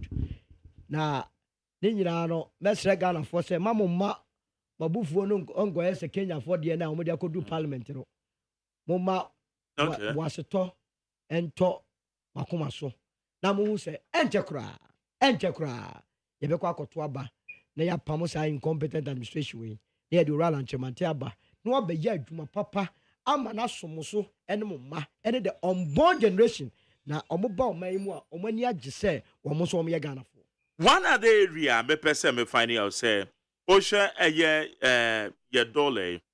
Say business people no per dollar ni be a transact here. I na ede obeko banks no nya bi. Wakan wom. Also introduce stringent regulations to reduce capital flight, particularly in the respect of transfer of foreign exchange by companies. Okay, that's fine. Reduce panic buying of forex arising from loss of confidence in the economy, restoring confidence through a change of political leadership. We know, $1 black market for no be omode. There will not be any black market to Kruma. Obegu. That illegality. Illegality. How is it say? What was South Africa na memoir? Yeah. What na me school? How dare you? Yeah. Sell work you dollar. Look, me dollar. Pretoria. They can't be asked about committed crime. And even the citizens, because they have been conscientized, they are not interested in your dollar. Oko Dubai, nobody is interested in your dollar. The dirham is what prevails. How is it? Say you kromwa, obia otimi kroma bonya krofo wo hu dollar that should not bibi o dollar. Oko aban nyumemwa the Minerals Commission. Omo price bibi is in dollar. Oko your porter, everything is in dollar. And no real chamantika say it ain't gonna happen. Aban nyumedie bien wa bebo bibi o dollar. Again, dollars no do na ebani na fa Bank of Ghana. Dollar be a bebo kromo aso Syria number. And a serious as on Maya. You call black market near your dollars now. You can trace to which bank manager gave the dollars to those in the pay. But Nina say I almost more authority and I did dollars you come on because they get you know moody omunya so so. Bank managers in ya have you observed say banks in be omun China sa your friends say about you for you. Does it not speak? Omun na de mo no ma beton. Yeah, one ba beton. To ko bank na wo wunya bi. Na we nyina ye systemic failure. Leadership failure. Because when you want mampany or why so the man be adwuma you bet me nya abochi a offer me say beto dollar ah ye nyina ani mu nyi so bi ani mu almost as the yakran so munya Ghana for Nigerians no mo na tikro mu a and then Nigeria on say currency situation in Nigeria no it's so difficult to come by dollar so what do they do omo ba beto ha no mo dey fa road come kro and then they are so cheap as a country weak as a country na dey be so dollar. That they be a $1. And until we had that leadership or look, you want now repatriation. And I know I say transfer of a forex. No. Companies here or more work room or multinationals in your aware say you cannot repatriate 100% of your profit. I'm not how is it that you're able to do that with impunity? With impunity. With impunity. Okay? I was in Worcester last year, Massachusetts. Yeah. Go for your Chrome minister. See, and go for that make no chiro BFE or chiro BFE. Yeah, sick at the top now. And penny for me, make come chiro. And that day was the day I said, hey, then the American who yes, Calabar, who told you someone they will accept you here in Washington. Madam for American, he was telling me that we are Guyana. How? Why do we do this to the people of this country? Sorry. The major problem is how to get breakfast. Honorable my food. So to me, Ghana ni ho and Tono. So to me, your fellow Ghanaian. And to me, I'm not proud of the country. Would do and the credit because who are belaying the traffic light credit after the net coming soon. Coming soon, sir. Accordion, and then go for give visa. Our Canadian, you know, be about accordion. Yeah, Pompayama, go for number more than 700 young men and women, the youth of this country, a person called Canada. Yeah, Pompaya, almost saying, Yamemwa, now Monco. Canada and cause champagne said near bo. Now so Bombay nurses and the doctors near free chroma. One of home, mammy. Akobanisa, it's as you need leadership in this country. As I say, you are two abam and go for papano, so they don't care about the poor. It was not chance and comfort to be a person a free chroma in Benivon. A dear policy in the home, Sam Mebuni. So move to your cow, my Abra, was as Yantamoho. Agriculture and Quebec absorb youth in here. I'm yet to how is it said the Ghanaian youth is running from the land of honey and land of honey to land of your friend say snow? You're quite womb and your power, ye just fool any precasa aqua womb. Nina leadership failure. And it will fix here. That's the Bank of Ghana. Yeah, I'm far from $1 dollar no will never leave the Bank of Ghana into the hands of Abuchi for. And no Royal Antimate promises that it will never happen. A leadership. A leadership. Leadership and so more. Leadership. Let's just say no. Yes. Okay. Now, so far, points here or the about to J. Yeah, well, all 4 years, so 4 year mandate. Yes. And a Ghana for. So, on the two Obama no babe man penya ye dear man. Do you believe, sir, looking at the current situation, also the Obabe mope? Now, what share a current situation in a woman now? Obetima turn things around easily. Very easy. Said the situation a woman. Very easy. Adia bakwe ha on my ni say Otto Obama candidate of free political party mo oba appointment grant me taking a year. Adentia he's so much indebted to the political party say position ba ku biaro nipa be 1,000 and a lobby. But Otto Obama oral antemantia or your independent candidate too. He's not indebted to any political party. One of the answer Ghana no be ni to roba when you say assume as Magari never try said me 1.2. He doesn't owe anybody any. How many times and confront she ties on this year appointment in Guam? Who Kroma? I don't go to take almost 6 months here to me. I don't know oral and chemanti bar any more than a month, not an appointment to go. That's all the full complement of the 4 years. So the be what did the right personnel help with the various places after policies ni implemented. That's all we need. Now, Oba, you say free SHS, and yes, September, by September no implemented. When there is a will, there is a way. Also, about review, free SHS. Absolutely, it's long overdue. Policy be out here. After 5 years, you have to review it. Say any challenges, you say you are not crying dinner, you say baby, you never been that. So what are we waiting for? How long overdue? You have to review it. Ya say, ya who say, and Kwadani be go school, no come Montessori, on papa to school fees are aboarding. So there is no way as uncle for this or to be they have to pay. So what was here? And yet, Bonessa, why start here, DB? Now do baby no who say, your friend is say, baby, coach my also system. So we will review it. Yeah, review no so was our catch us say introduce our dear friend apprenticeship. Because that grammar education when it is not going to take this country anywhere. Say your man table for you are young fan your one my wabo so kind magazine to me a car on your man on Fabrofune. But when she Chinese in Libya the bro from Muda to say Chroma, oh got baby I know be my co brofu. And so many any man meto. I was here to me at Twiki a curriculum no near to me chira womo ye language on betiasim. Oral and Chamanteca. Near shifting focus from the grammar education to technical and vocational education. Here, a chroma yes, a human hoe. Messi per carpenter. May I tell you be a 3 carpenter? You could book about 2 weeks near Yabi. You go home with answer, Humano, extra. Yet, over Kwame Nkrumah University of Science and Technology and the humanities, and I take over. Every young quality science, you know, Busha over Quaquatro was July and August. So, how many of them are collabed? So your priorities in your right. I was here shifting focus on eco-technical and science education. Now you're my apprentice into Royal and to say, and Kwadani was school on by your apprenticeship, on the Quaco join the companies, near Chiromunsa and Juma. Send your bay 1 year school. Yes, so experience. Who was school now? They say advanced countries. Aquadeco school and no year Juma County, obey you no experience.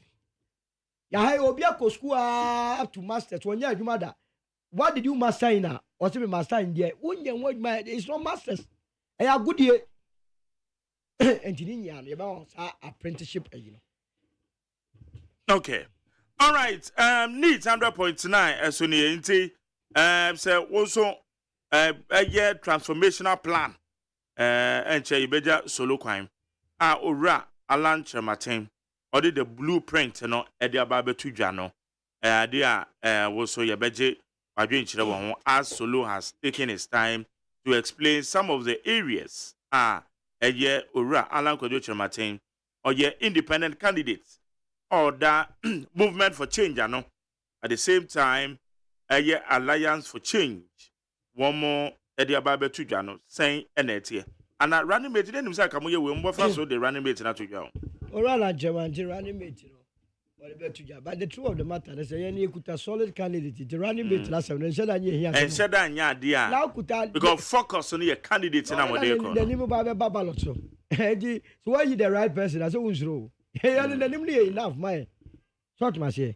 And the running mate now the proprietor. I know 1 year crown when plan in now. Watch out, plan or the baby did ma.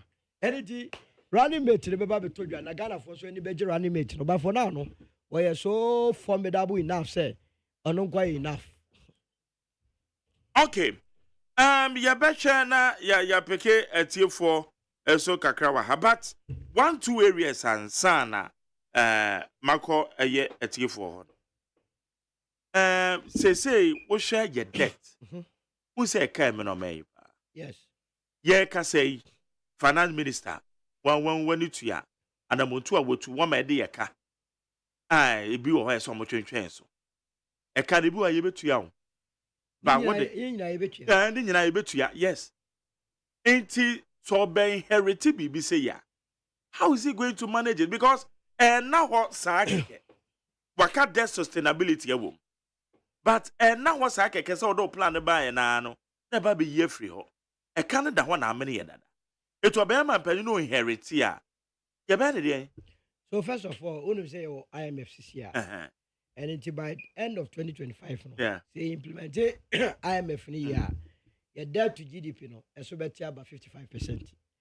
So you indicate here who and akosri a beba form. Now, the abed money to me in Yuma or Yawaka in Iran say, and you be beyond also a buying ejeton hoso. How is this a buying airquine? A crowben or money or more developer a buying airquine. Then your chrono 10% more. Eye PPP. You will be a friend build operate transfer. You do also build operate own. So no san your man. Other you will see come a brew we are for now air investment aye.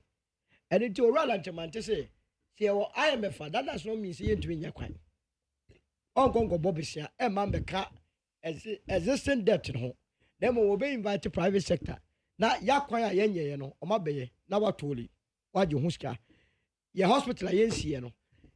What can give you is okay. Say you to come and see hospitals. Name of existing hospitals, ye comprehensive review. Who problems all. How is it? Say you kolebu hon more. Kolebu na nkasano obekona inkura na mo kra e ma wrechichire. Obi a oko jawa say otumi hu ekura na ne yare na edi generate. And it obamia and take a comprehensive review of existing health facilities. We are invite private sector in. Near beginning airports, the same thing. Major infrastructure. And it will understand that's all my private sector to be taking some costs now. You will not be adding to the existing debt stock. Already Nankasano. Says yeah, and you definitely a card so better. Now why you say we invest in the productive sector like agriculture industry. And no buy ya process you bet me at home in ya forex. Yet with the Atlantic Council. And it's okay, yeah. This is how we intend to deal with this problem. It's a little bit to me. All right. Now, parliamentarians so better know my argument. Oh, yes. My best one before synchronize the system here, you woman. Yeah. Mamma Cabby say, we got plan now, what they are doing my honey and say, you. Mamma Cabby say, and your more one people, Munina, Ekuta, Adrifi, and that's all when you're competent. And then your mom will end this munina and then you're competent. Your uncle for be brave war MPP money and this more parliamentar. Because of Sardinian friend of godfatherism. Or when the godfather be a political party in you know. Yeah, appointment cry you money. Oral and this over parliament. Where you sound of winning. Mind you say a 40 ministers per annual appointee. And a majority must come from the parliament. And you 21 free parliamentar. So we yeah the 19-year Kochama private sector. Yeah. Anything say independent for whom, and let me tell you, sir, I buy a yakwa to December. I can tell you the independent candidates be Rebecca Parliament. Obenya Boom, Obenya from NDC, Obenya from MPP. And your man, I'll be soon your roll and Chamantin, I'll be small. And until what about point to be an obey? Now, on the other Parliament, Parliament also consume minor. The out of Parliament near your minister said for him the Baboa, and now may. Tibenya Sanko Fini no more implemented. Benoka say Bebrena was out to political parties. Omoka Jumedia chef for Mudin Tuja.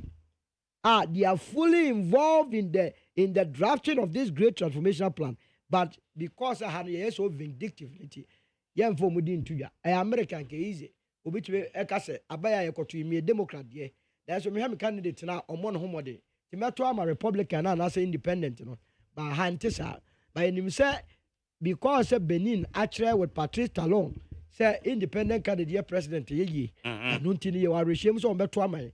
Nasa uncle for night, a share trail from NDC MPP, or Mompesi Behum, Yaso Kesuomo, no Mabesmo. Okay. All right, Solomon Owusu, a year 8, Edema, Ura Alan Kojotra Martin. Mammy, for a few calls as I was for Akonawati, said ya, Ghana for Ghana for Niji, Oran German, problem be any. Okay. I catch us as a Ghana for Ghana, New York, catch us. Oral and Chamajadi or that one. And then no go to a man. So, person say, oh, he anyone or better at I cannot come. I don't believe the Ghana never so to know him. After 32 years, you better say. But what's your plan? They are planning the Muyan. Now, we know, okay. Now, was I books and so there? You can't say the other day. But the point is that. And you're Ghana for photo. And your fault there, your bedrooms out. Because the BS pay, you follow. But you see, the message is as good as the messenger. The audience, some nebrosha, they are wired.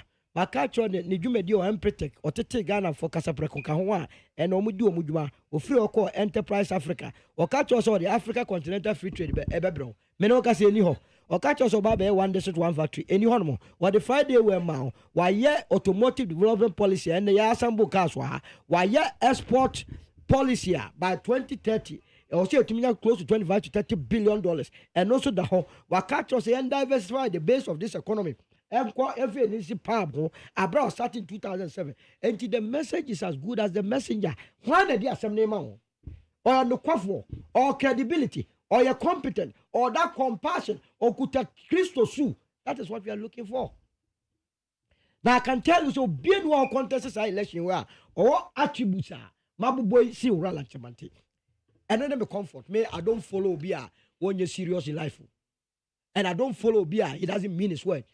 Because nipa wa my ko born na bana kamada na nso no esan say nipa na ye di na chi no wo ye nipa wo kron na wo ye nipa wo ye focus ni ti no o ka chem say entra ko bo anado one kran na 1 am I'm ready to do that because we say save this country from the hands of incompetent leaders.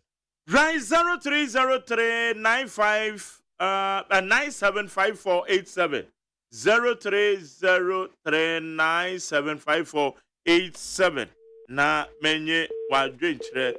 Okay, wait to me anyina so. Okay, for next one efama me na me ko me ba cho ma do okay, yet you Mike ma wanso de chiao da majori chia ira akompreku mfa ofidi sun chia ira akompreku. Okay, mfa ofidi sun chia ira mamu paomia president and kupu and majori mfa ofidi sun chia campaign manager variant they were a couple of video media we Mike and then the answer mama say what time ka credit na tin bi mo ya kaka because Ghana has a media for no journalist o de kasa kawasem na yenti o no Mike the you kawasem the people that now when you ma uni the dia who say question stuff and the now when you ma who jai ye jam say but so hold on interview na me ye no kwaku a great transformational plan. And I can't want to be what question be a dependent on what is an uncle. Yeah, why? Wadaroma. My Wadaroma, with a country say special initiative to president on the come once a month and the entire alert men be a bebaco. Nabantini Adenina, Omra no Mediano, Alamon Friend no Mediano.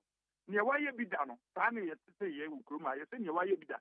Papa syndrome, you are Fontaine for energy minister for 4 times. Papa syndrome, the BA bank, who we can say Papa syndrome now, or your defender, Alana. Yes, you have an example. Your man appointment, the clear idea, the man on the idea why you were here for test why you will come out. Now, Allah would say, yeah, no, why you are Ghana for you, not some friend to Abama, Alan Tremontin, yeah, no, why you, I'm a Ghana, you're your friend. And I said, no, my wife, double boss, and I want to be. Yewura kere Japan, masa, Jimmy. Yewura kere Japan, or near minister that. Steel factory, something why you Okay.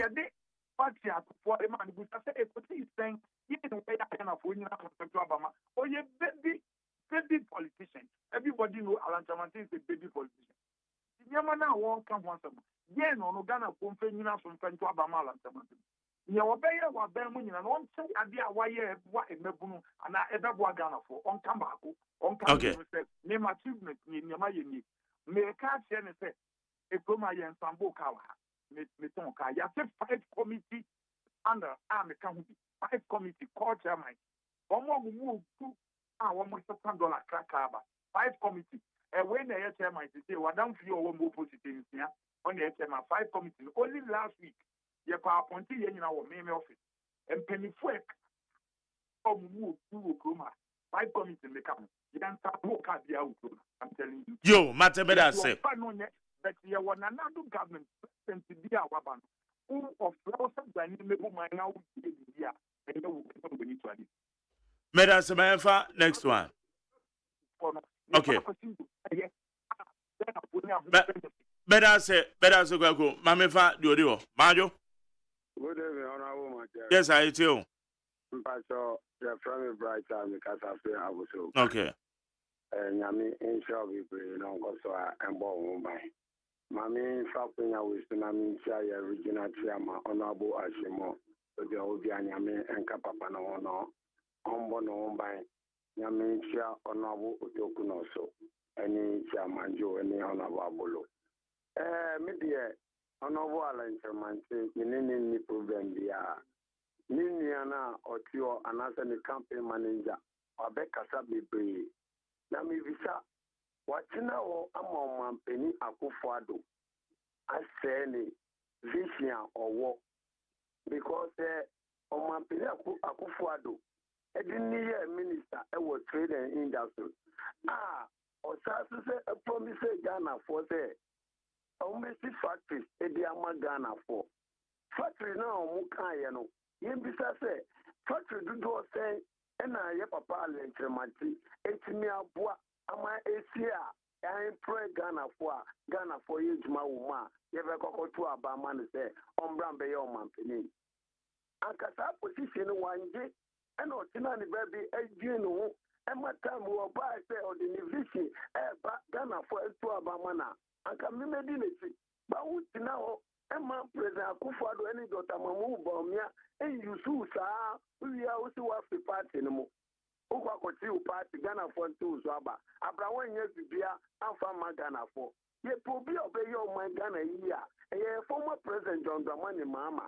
Or no, obviously, or no, and no Canada, or to me, Edima Ghana for. If you make Ghana for the make Ghana Nubia, Ethiopia. Okay. Papa John Dramani Mama, and I'm 24 hours. Economy now, the Bible boost economy. No, yo, Ghana for you to manage my Meda say, Beba Tomajo. Magdala Bombi say, Yamia Domitio. Menfanti, on the wall and creation, I think. Now, me more solo, Mimona Bosopa, or Yajuma. Now, Minia, Mutie, Plana, on the wall and creation, I think, at the Bay. One more, one Tiasiano. One bank can the Omoki can. Obi say, Bank could have went to Meria. Now, I like to say, why a great minister, I will be a bunch. And I can't be a trade minister, no, could be a bunch. Oh, what man, no from big men, but one mushy. That's why this is Casacramuka. The balance question was in the plan of the Abano. MPP and this, yes, some of them are Pramla. Not first, away, I give. No, I like to maintain the plan, but make a muscle activity. But they say, no, I have too late. That was what they are like to maintain the man. MPP and this is 2 good years. And then I'm with the one year above mine. Lansemati or Mampany Kufu time, and now or Mampany Kufu time. A Juma, almost the same as in our way. Now, not going to watch it, it's not simple to say, I like Lansemati, dear. Or born on what you have 1 year for. And until so big, no, I like Lansemati, and Juma Ben or Yabuaya. Yeah, and yes, only Pana could be a private business be. And I'm also here, Jimabo, my own. And Japan, need the NSA only on the private in Oye. And no being your president have been from Kwame Kumata Bedrune. President being our factory and son of the president. It is all and crown some animal church the Magic I didn't emphasize. Meda say, we no be yadu America say crown. Oh, hello. Me say we no be yadu America say wa kire nkwada adwe na one na yeah, and for the 4 hours on the ball of the system, and we are seeing Nimono, or Nimun Viasi, and not one year we are Zano, wouldn't Nenza over bread. All before the Tamu Bomiazo medical and him. Well, only 3 you know, they buy and say, economic, you know, never buy a sick as some years, because another dog of the kind. But I want to take 3 minutes, you know, about the young man, perfect. Dr. Amudo, we are fairly. We are $4 4 something, and 16 something. We are trouble now. Meda say, fa the audio no, mame, so yeah, be the last caller. Majo. Majo. Yes, I hear you. I'm gonna buy a jacket and come honorable mono. In fact, Bakasa yi, and Bakasa yi. Nani Najina ETP, I drink a sear, honorable Ura, which I'm attending a day or 2 acre. Now, Magdari, I put back holding a Bakasa, a friend of quick. Or say, yeah, Samuel Car or Kumra. Magdari, Mr. O, only maybe a female cement 1 way on. Maybe I pay down so when no form. Okay, if I only maybe a female cement 1 more iron, I want them. Some of ya. Cut the party say, or Trano. Uncle, no copy to Toyota for no more. Toyota. The bill was somebody castle. No copies are there. And what then over your over to bank. Oh, what? Papa no Pecasa or say, could be the 4. I hear the private business in Tino, over Alan on your Tino. Of the short and say, Ghana, can the Japan choir, and now why yet a Japadie, and why you business, oh, Kuma. Nanado Danko for his excellence, a person be so. As you want pay, and over Ghana, on country. On my peninsula, J. Lawrence, with him. His excellence. On my book in Juma, woman, I hear Ghana. I hear be ye. Ombra, Sebi. If the 4 people who ever be Casa, yes, Romoa. Say, one more at the Yamani. Yamon was the cat. Yamon was dying, and Mumu, almost a woman.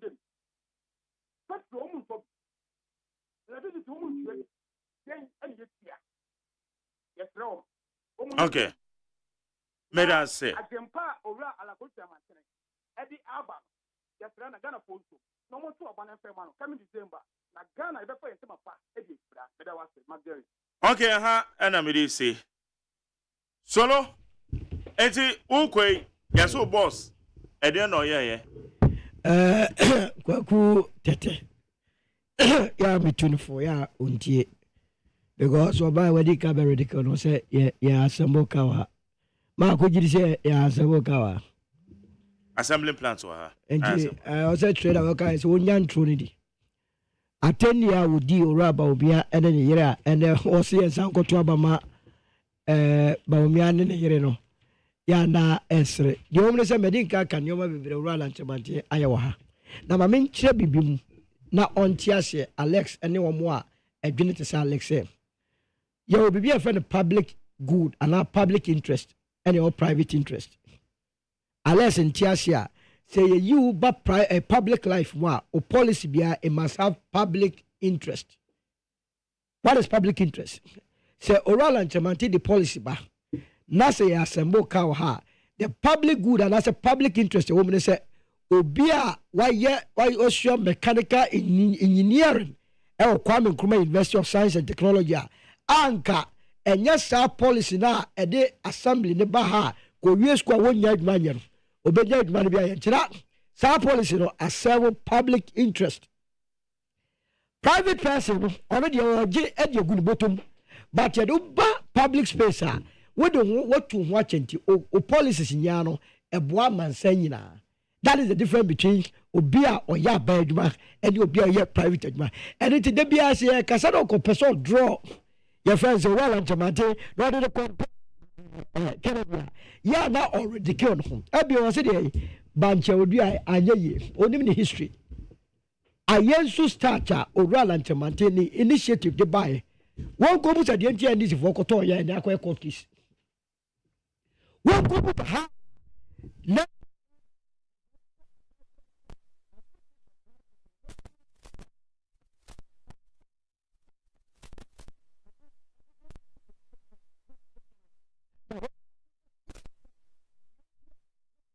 amova material the root bitters and no less o twebi o ya e ko da anything o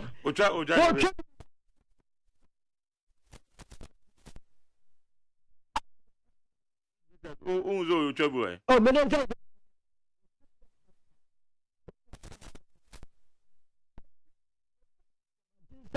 no it is there for everyone to see and he has no match obia at a point in time now we are seeing that person obey the world trade boss world trade organization boss so unless only dear friend world trade organization business now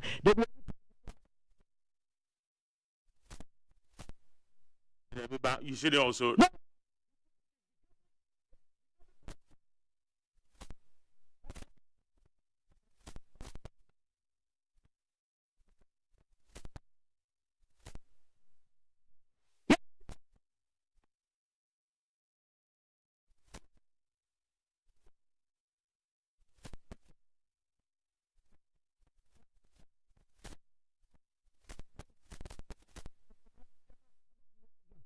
the chance of your baby in politics. What are you talking about? And you know, it is there for everyone to know and to see. This is what say. That's it. Solomon Usu, to around language movement for change. Ghana shall rise again. Ghana shall rise again. By a baby transformational plan is here for baby. It's a woman. Okay, Kenneth Nana Kwame Asamoah Zoaha Oye, founder and leader the ma APP Action People's Party. Kenneth, ewa hase. Ye bedin komo. Nana Kwame say, Ajari. Nyamina dumboko wa ahwadi ewo ho. Nyamia ya ho. That's right. Na APP no me go say. Oh, nyamia da wuruma. Muguso. Eguso den. Amanfo do mo plan e be mo de eba da ben. Sada onye wani mu na mbeka ba akokere wo. Wa wurfi ana. Adabi o. Yes, say na kan de mbeka ma yate o. Na yeguso yeso ya nchebe ya ye manifesto beba. Ye nchebe ya achekura 1 month beba. Yeguso den ya ye ho adwuma. Se de be ya. Yeso de ye wodi magana fo no. Ye de ende se na medika kai no is about adwuma for the youth. To the extent say mofrane mrantie ne mabaawa na ewo kromo no wohwe esu a ekọ ewo kromo nyina eya adwuma sum na obi esu na Jerry menu mienu ye beje atom say Ghana sese ye wo ho no bone achichiri kurui onum sese mrantie ne mabaawa ewo kromo osole nam adwuma a woni enti sebe emaya ne boba sibra emrantie sibra de ba ene. But they say I double. And every corner of Accra bia obushia wo mo. First, senka wo pebe sibrafo a just a wo twa kwan e bia 10 kilometers away and san wenya. Na amanfo ye kurasi. By na die waboboa no na omu gira ho na omu ton. Ufia animu say every corner fa chi motama 7 kohwesa amire omu gu onom. Osu ne ye friend say salam dam hokra de ye nka. Ni nyina gina adwuma eni hontra amamrante enso a ewo krom nyina so adwuma akoye gambren krono enne obetie na krono obetie ni akobu obi punani obetie ni nyina ya adwuma abomrante ne baba de ntra emrante ne mabawa o makosku awia o mo maame ne o mo papa nom sebe o mo titin o mo mawuram de hwe o mo school fi se me hwe me mai amoma wie school na omu nyini benya adwuma pa omu ahwe me a enne oma wie school eno mu sati omu awofo ncha ma omu awofo se toma wo mu die. What kind of life is this? Oma wie school anka branti a sebe penifo se senka obi hwew ema osi fifi a nanka wo so wahwe na manesi atutu no enne de wo hwe wo ma osi fifi ye no no na esa hwe wa ma wo momusi ase atutu efiri se school na wo call ye no fa so ama so ye penifo na nkreti adwuma bia anto wa ma wo se wo wie school a adwuma ni ekoye enu nti akoye problematic e wo Ghana ha sei enu nti na Asian People's Party ye de ye dadwenyi se emrantie ne mabawa kwa ye faso a ye beba ebema wo madwuma at least 4 hours take it masters oba be join a anya hwe 2 weeks bia no ubenya kakra ato botom na saa pressure no afiri wawofo ene onamfofo so ene wo sole a ebia wo de ye mfrew obetimi ebusa just 20 cedis was manya 20 cedis ne me yire ne me ma yewu. That kind of economy, that is what we are living in now. Economy are you woman and then so what I see you. And for me, we had the chronicle. Now we senior amount for Bremajeri. I'm telling you, amount for blow. My sister will cover be na uhun crofua amount for bre. But ye be any day. Enya ko fa to ye hoso. Nanso enchenche wo nafe. Akaka krebi kumebi. All this pressure no. E be free wonom. If we say abai no ayedi ani to ne so no a o ma ya gi ni to mu se kro wo ba be hihye ne ye no a wotimi ko gina ba bi ka kire Ghana for say how can Ghanaians buy dokono 1 cedi and then you to dokono 60 cedi 50 so what you say enti sa buy na di Ghana for hwamo to the extent they say and na min kwati ayesi e free bibi 33 points na sa 33 point na ye de ba ye ni ntin wa pass enti yensa ma no president emfa nka ho. Asa, this 2024 election in Ghana for a common, a nipa 4 pe, and a quacotuaba na the whole Ghana.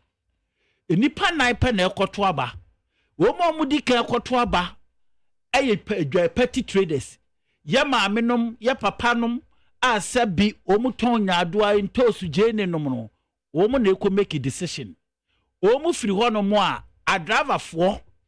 Sabi a driver for womu G about we 2 more womu ba who de no womu na eko make a decision and a yania ye 2 kwan kofa enye mefra buruchire ba ene dollar aso ye tiri so a yentimi kofa ne mama ukoto wo de dollar kwa uto dollar ne 10 cedis ya ube free one mo beba na dollar na dru 15 cedis yanso na ye kwa ko make decision and afi womu asebe abayi baye womu nyume gu washada pa manfo dwuma gu ye womu so na ko make a decision enti so ye dwadidi na sabe first okoto entos boss na oto no 200 Ghana nene this okoto sa the same entos boss no 1000 Ghana no na wo kogina so dia to aba sa na ya driver ni na first na oto petrol 1 gallon na oto no 16 cedis yet 160,000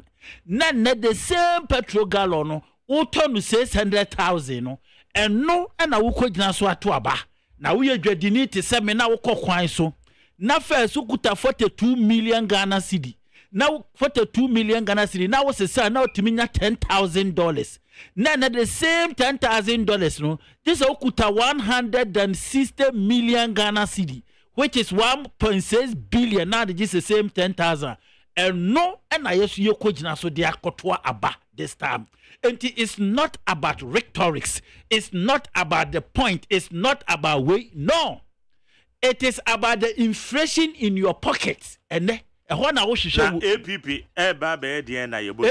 ye ba change the life and the telescope sabi Ghana for hardship ya community to the sense they say how are we going to create this noble environment for Ghanaians, for everybody? Sabi so be pay benefit and unti and the idea plans are to come and say the first thing that we are going to do is to create employment. How are we going to create employment? The last time I came here, say the project to be by a friend, the Take It Masters here, and no, it will employ almost about 2.4 million youth.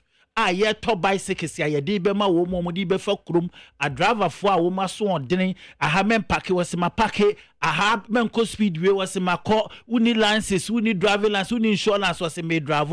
Those are the areas we are going to take care of, because in Ghana I say there is not even one tenure from 1992 ebe permanent yaka said this side where the Ghana ye free ho ebi ni you can never mention one thing in Ghana yes side where the Ghana ya yat yes free ho.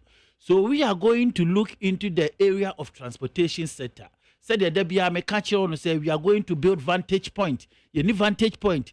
Kumasi kwan so all the major road sa atorenchem BC accident BC you need experienced people, well trained people say bi omo betimi akọ rescue the victims for no. We don't have such people. We are going to create that environment. Two, we are going to make sure say we are going to pop in a motor trucks into the city and also it is one way creating an employment here. Umunsa accident bi ho aka bi ho etimi sei ni akofa mechanic. Na the center of the road na mechanic ne da kwan na oye kwan no. That thing we are going to cut it off. O car say your tow truck will be available for you. Obe pack side no free obeto sa car na free one. All this is going to create an employment. Two, a choir ye be faswa sebi preduasa ye private sector no ye be kena. We are going to work closely with the private sector adentra because osha a minor etum is not about the government. It is about the private sector. How are we going to cope with them? And they say one yeti krom ha wonum say eniama ye produce no ha say kra ne board dey say eniama frabru chiriba. So because of the production cost. Yes, because of the interest rate. Because the interest rate ya wako abai wako bank so wako je bosia dia beye production ya. Yetima interest rate as much as 40%. Now obiti abroche no oje 4% interest rate. Now only say nipa ni produce the same in so ya. How say wo betimi aton wo dia na nipa na compute? Because in interest rate ya 4%. Wo dia ya 40%, 400 times increase. How can you compete with that man? And until we are going to authorize the Bank of Ghana, which is the central bank, you know, say, all money interest rate in the emra from to the extent they say, obi biara or person getting into the private sector, no, obenya easy interest rate, obeti me idea more production. Then near money the cost of the thing no so no about for ama obi biara to be. And Ghana, you produce near ma bebre ba Ghana for ntiminto. If you say because of interest no omudikwaje bosiano and then nti uhwema most of the private sector ni nyina agu because bosiana menenoa to the stand they say ontimi nya sika nkotua and this is the country ukwaje bosia they need a lot of collaterals and saniama bosia esaniama we nyina ye bebobonde se ye beyi sai collateral ni nyina free ho said ye beya easy access to the private sector a kwanya ye befa so a private sector betimi abie enwuma kese na afa nipa no. That is the most important. So when you are buying now we run a country, now you don't involve the private sector. Master, you are just a joke. You are a joker. That means you don't know how to run governance. Governance is about the private people. Woman betimi higher nipa afa nipa dodo than you the your friend say sebe aban no awutimo no na say wa miesa akwanya no amfa ma private sector no na say de bia no aban no. This is the country. Even the government is computing the local banks. When the local banks for no and the private sector are competing in the loan. Enti bank for no so no say aban de or de o car eye dania obetua enti se wo private sector no hia bosia enam se aban no so pe bosia ni bi aban interest ye better than the private sector no. The bank will choose to give that money to the government. And not in the problem, the government is supposed to go outside. Now we call PEP fund every outside. Now we leave indigenous bank emma the private sector no and they are buying when the private sector for ni nyina your local banks a bad day and the local banks no enya more interest in the private sector ama omobosia no mu dia ye adwuma enu nti na wo hwe kro no a ye bibia ekosoro Ghana there is not a single day bibi aba for moda no Bibia koso. But a purchasing power there's a increase you. It is because not necessarily say fuel okay baba form. And they can say they are working a year to the form ana. But we have to increase the purchasing power of the citizenry. It is a name and can na you make 2,000 da. And you are by now be a 5,000. You have the purchasing power to buy. Yes, sir, 5,000 obeji e kwa be na befa so obeji 5,000 no. Because abano productivity no eno na make no abano ye. Said the Wo tie se see me mfa nkyere wo say be ye papa kwa me despite. So what na ye need food fufu ana me bo. So wo ko bank no wo kwaje bosia ana kodi ko ye need fufu a e ka be hu price. The purchasing power that you are talking about, I buy no open doors for that. Wa close to gab na mana wo ho chiro. Sebe ya wo ko bank credit mi ka cho se ko fa wo da bransa ne ma abosia. Eti wo ni da dia bede ya ma abosia. Uni asase abede ya ma yetimi je wo car ansa ne ma abosia. Meanwhile the interest rate ya dey to so no. E be a business now this can ne kwa akohyem no kura. You will not make that. You will make that. Eti ba wo se wa japade akwa akokem. Meanwhile, abano wono de said ya woka purchasing power no. Ono so dey anu increase wono no fi ono ya friend say wono ni income. Na wo no asebe wo ya adwuma de ama ba no ama income, wa ma 4%, no increase ne de 70%. And how could you get the purchasing power? Abana ye say wo ya ma wo ho akire no no mu makoso. Eti da bia na ye say wo beg aban no. Sa na ye de rani kro. Omutu kwan call sebe amano ni na omuso omukosuation ade omu na ese ye call Oxford ye call Yales ye call Yerefa no. Is that how they run that country? Kumbeti menya control ho. This is the country ye mpanufo na ye omu adwene say omu ye omu adwene say omu oboate mamufo no. They are only there for their selfish interest. Nobody cares about any ordinary Ghanaian, the vulnerable ones. And of the traffic light. Shamo Frank tenkete ne nkole gina mu a wo mehwe mitimi ho mani bi ensu eso no pa a wo ton yes agini take it. What are they using that money for? What have they built for the good people of Ghana? And now what you want to ya aka 6 months ya do politics we look at the promises upon the promises, and those promises are existing promises since 1992. Go and look at their own manifestos. The promises that they are promising today. The promise. I haven't been in the government. Okay. So don't compare me to them. Sir. I am saying, sir. You too, you are promising. No, I am saying, sir. The promising that they are promising today, they have promised it long ago. Okay. And no pay.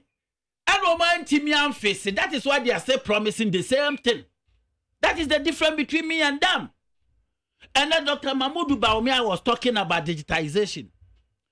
JDM was talking about employment. All these things go to their manifestos then. It was captured inside. So if they were able to fix it at that time, why are they still promising the same thing today?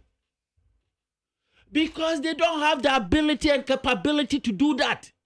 It is that a campaign promises. And this is a contrast, I know. Yaka amin yenya and yedama ye pacho. Ama sebe yena nanom ne ye papa no mrewafo ne nkokrafo makọ adwuma pon wo ma pon ho mutifie adwuma ho do musika abanse mo meto shes ya beto ene ya yi wo mu nyina asakola ye se afre bibi e cat amen na wo sole every Wednesday bia na wo mu gina Bank of Ghana na wo mu su finance ministry so mo mfie sika maye ni o mo mfa ye sika maye ni o se abai no de nhihye ye pagu form anka. Do you think that will happen? If you look at the 8 factors here, ya woni pa mienu a e wo wiase we don't touch them. Akola ene sebe akokra ene merwafo old ages, we don't touch them. But this is the country we touch those people. Those are the people we are hurting more.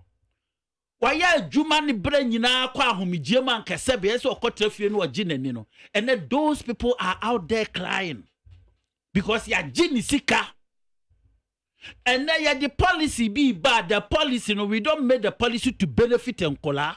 We made politics to benefit voting age. And none ye benya omo fast was say. Mommy first our policy we man ya the bar. Womo di 18 years be benefit to omunti ya kotwa bar ye omo fast. That is how this country is running. Until we are penny now we are kola say no country we won't count. Nothing that they will be doing it will benefit you. If we say won't mean to aba my ye. And I will aba kokora until we see can okora and wa kokora who yes sika denti aba ye. That is how this country has been running. Na yeti krom na se ya na be running this country. Na se ya na be koso dia ene bajale me mane wo ma ekwan. And if care is not taken now, we will continue to be a slave in our own nation. Our fathers became a slavery to their fathers. Nana Akufo-Addo, nana papa. Somewhere administration. Yes, why you dear bay? Or your ex-president, you say why? Nana papa, he ruled our fathers. Today, as I'm talking to you, his son is ruling us. If we don't take care, his children will come and rule our children. And we will be a slave in our own nation. And we cannot allow that to be happen. President John Dramani Mahama, nane papa, no your minister somewhere administration. His father ruled some portion of Ghana. We became a slave to them. And now we should the cost of Ghana and penny for mu wa be mu nyina wo mu call retirement nyina de wo mu ma awura politics mu ade wo mu ma hihye ye na wo ohiani ani mi ohiani ye ma ade ade ene ye de ma wo mu. So if we don't wake up as a nation, the future of Ghana belongs to the youth. We shouldn't belittle ourselves. Na yem penny for we say omu ya topre na omu yiri no omu manum de omu ni de na ye de ye ho nkoso nchiri yen ewo ye kurum. We will not allow that. That is why an Action People Party, we are calling everybody. Some nyina mo mra ne entra table no ho. Ghana can be great again because we have future. Ya wo mrantia ne mabawa o makosku omu wonim de ene wo kokromu a Esco for bebre to ton dot chinks. Obia university on the nambasa adentra. Because Panimona or Tihono or try send the wafa see an the Babel school and son our pension or the nabesho. O papa nibi. O ma minibi. Nano bende. Obey any day. That is the reason why action must be taken now. Nasa pesamin kuminya diana yem penny for Omu ya oma jikro ya kanta omu so se kroni ya womo dia ye pamu womo because Ghana belongs to all of us. Ghana does not belong to a Kwokitwa bi and a nipa kakra bi. And then look at what is going on in the Akufo-Addo administration. What you will be free one no akofa na dan for na ni nua no de na behye ho. Ale womo kwa na akọ school wo Ghana ha sei. Na mi nua solo waba betra ha waka bebre afa lancheremante. That is good. Maybe not the same people are defending this government. The same issues. The same issues. And then they were defending them. And now, if you are young, we see a tweedum. Nankasabi Alanchele Mantin, a Kokoye MPP candidate here. Would they have to come and sit down here and talk like the way they were talking? That is why on your MPP candidate. We saw them. And that's how often we free or the reason or the free. And I made sure I was say it is or not by the MPP candidate. And I made sure I was say reasons wouldn't exist. And I made sure I was say be a chemo and near man now he made mention about PP, right? Okay. So where kaya friend say womo akwawe abununi a friend say abununi a friend say Abronya. President Mahama koye PPP Ghana Port and Harbour. Omutina ha solo ni nkrofo say wakoton Harbour. Was it President Mahama akoton Ghana Harbour and he is talking about Atlantic and TPP. You see, and to me Ghana no there are some a lot of things here you work. Yawaka hypocrisy. Our Ghana hano. And I say Ghana. Adiano wouldn't say the nipa no yeno but you sat somewhere defending the say and then you won't free what ye So I say these are some of the things. And to me, for me, I am not against anybody. Alan Chiramantin or you're a good person. So as Obiala. Abatwa ya kwa kotwe. Ye be a woman matuo. Ghana ni is not about economy. Who knows the economy? The economy is in your pockets. Ubotom na yeah economy. That is what John Dramani Maham, your friend is saying. Vice President Bawumia kachire Ghana, Dr. Mahmoud Bawumia. 2016. O kachire Ghana for say economy ayaka no. Eni bebia o ewo ubotom. Enti wo ko ubotom let's economy ni shemu. That is where you are going to use to vote. Enunti ana me kachire will say 2024 election is not about rhetorics. It's not about 33.70 point. It is not about 24 hours. It is about you and the panel wujina hono. How you felt. Tamana wo biti so ansem obi kan ye no. Tamana wo to petrol 16 cedis na wo ton 600. Tamana wo $6 42 no ene na wo sisa ne 16 no eno na wo di kwoto economy. Tamanda wo to dokun 1 cedi no obi si e ne board na wo to no 5 cedi. That is your economy. Tamanda wo to tuber of yam no na wo to no 50 cedis 5 cedis na wo to no 30 cedis no eno ne wo economy. Tamanda mako ya sani say near the amount of 5 cedis and then no kwa ye kan and ye the amount 5 cedis no and no your economy say na wo to gender and toast at that time no and then ne sanya man woto no. That is your economy. So it's not about obi policies ya or deba ye wo krom ha say obi amfa policies ya ma am a running government. But oba ye no betra se wo hunu niam bi 1 2 3 bi se sa niam we ehu be hia magana wo ye ya na nipa ne don't have a policy. Eti ene so bi kira ka che se for policy bra for policy. This policy matters. Ye huna tia ble enso mu ba omo mfa nya adwuma. Their saying is different from their doing. So this 2024 election is not about anybody transformational policy. It's not about anybody 24-hour policy. It's not about anybody digitization policy. This election policy lies in your pockets. Shawala kasawa sitinem ene wa bra boom etie. You see ye di free SHS ya ba. Ye di free SHS ba ye ebe boa. Ye di free SHS ba ya ye be go nyuma no. Because remember say Tama na free SHS ni wono na utimi ya adwuma adibi hwe wo yire no maye won krofo wo krom hase ya. I know women's in Mokola any Kantamanto ni Kumasi market ya. Na omu capital kura omu ye 500 cedis. These people have been able to set 500 cedis no what the ye adwuma ahwe ne ma amani mani bi wie university. What the be ato asase asidan a won ne matim the same 500 cedis. They were living good. And you check about that and check about see abro free SHS name wadwuma say. If you say o ba no o free SHS no a na free SHS na be say adwuma. Wonim nipa adwuma agu.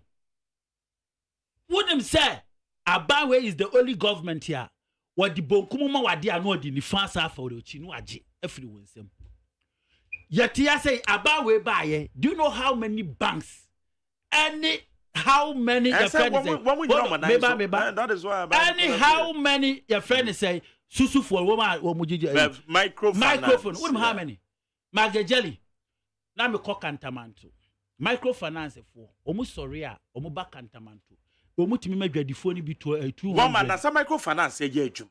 200. Do you know how many microfinance here? It is a one year when I so they are saying maybe the microfinance na one more year you ma jeje nkrofo sika and they obekọ no mo dan pe na esi wo ye nwo mo biem we should ya na mo Majali babia ni ho abonini kuro bia babia ni ho abonini na kwan a obefa so a obe fix sa abone no is better than say obekum sa abone na free wo Majali hwe when Obama came to America, na GMC company no, na a good talk. So when you will be a sabi only foresight ya, a commercial na managu say a private company to you will say. But what he did, making sure so a very revival company no saki some penny for na holding na no didn't penny for Abesiana until said the company came back to life. It is how you are buying first. You look at the employment rate because who are buying no until you that employment rate. Until banks here no. Now say we share my employment rate. How much money were they needed? So if that is the argument here, they were needed almost about 9 billion. How much money did this government spend to collapse this bank? Almost 20 billion. And if he would have pumped that money and offer a UT bank was a massa, mo bank no dia mo ye no me abai no maje. Bank of Ghana mun take you over ye di sika popo. Mun take you over say sika biara mahwe no mo be pop ma de up and san ya hand it over mama. And can occupy that employment. Do you know how many people are pamo womo from that? And the UT bank or non quad obenya bibia dio. Ba womo aye pamo womo good bank na e say womo adwuma e bi ma from wu. Kwasin Jum Bank. That was the only bank I know of branches from every bank in Ghana. Do you know how many people that Kwasin Jum was employed? Do you know? So this is the country you're running. I say, we are private sector. Don't involve yourself in any politics. Because a baby bar, now you say, Wunya Sika, what the Bakwa Boa baby into a better what you money begu. Akwasi Bruni doesn't think that. Akwasi Bruni Timemufone ne ma won say nipano or bois a make employment. That is how government supposed to run. And ya pesamin kuminya. So when we are in this country and we are running this country like that, to say nipa we say wanya DC ni wanya MPP ni nti na dwuma no mepe kwa bi na magunu and the same Abainwa is talking about how to create employment, how to partner with the private sector. Now if I were you, now me share the would what I do? Because me be ya ababi so ba obeka say MPP for na me so me ya adwuma dia mo so obegu me dia pesemi kumnya no ne sabe ye ya dia ye free say ye ya dia for our personal interest no. That is what is killing this country. And you know, see ye building nation, we make sure say ye be build the nation in the interest of the people, not your personal interest. And now ko yes anya manyina away and now Kosindum recently out in the video be buy was this car even at that time now we say you triano no and son on now say contractors in the country. Yes, and that money no is almost about 7 billion instead of about 3 billion or they gonna a cockroach. And when you win that case I mean your taxpayers money and you be kwa kutua it we are buying. It's not about pesemin kuminya, it is about the will of the people. What you was it. This is the only country I will be by your president and our minister. Na ya Kenya I say ya nkwa. Wo be ya adwuma dia ma oman. Enye se sebe ya ni mom ya mra me somo. But this is the country ye mom ni ye somo mo. Ni ye pa wo ma che wo so. So me for me. So we are brantie ni ababa wa na oti kurom. Na wo pese wo bo obra. Na wo pese sebe Ghana any ye dia. Don't go and join NDC and MPP. Because these people, they will dictate for you. And you will be corrupt like the way they have corrupted this country. And unti NIN Action People's Party there. But I'm almost so visible of. You're visible. Yeah, visible, brother, because the entire who you say. You remember we are Sikati se party be baby we are. Oh, now. Oh, disabilities are over. Marjali, me ko bi yakane kwa. And nothing your person Ghana 40 as the value of their vote. And you only nipa ba ko kasa no tiwasia obejoining. And that is what we've been doing. You bet them they say abanu a wo kwa akoto no. Onkonkoto abanu command this in MPP or to abana ma ono ano ho ne dachi, ne madachi and what to abanu. And to one shin ye say onkoto abama nipa obese wo dachi. And that is what is going on in Ghana. Abato ya druye yenim So what you see, and it is very difficult for the smaller political party to wake up because he said that nisika.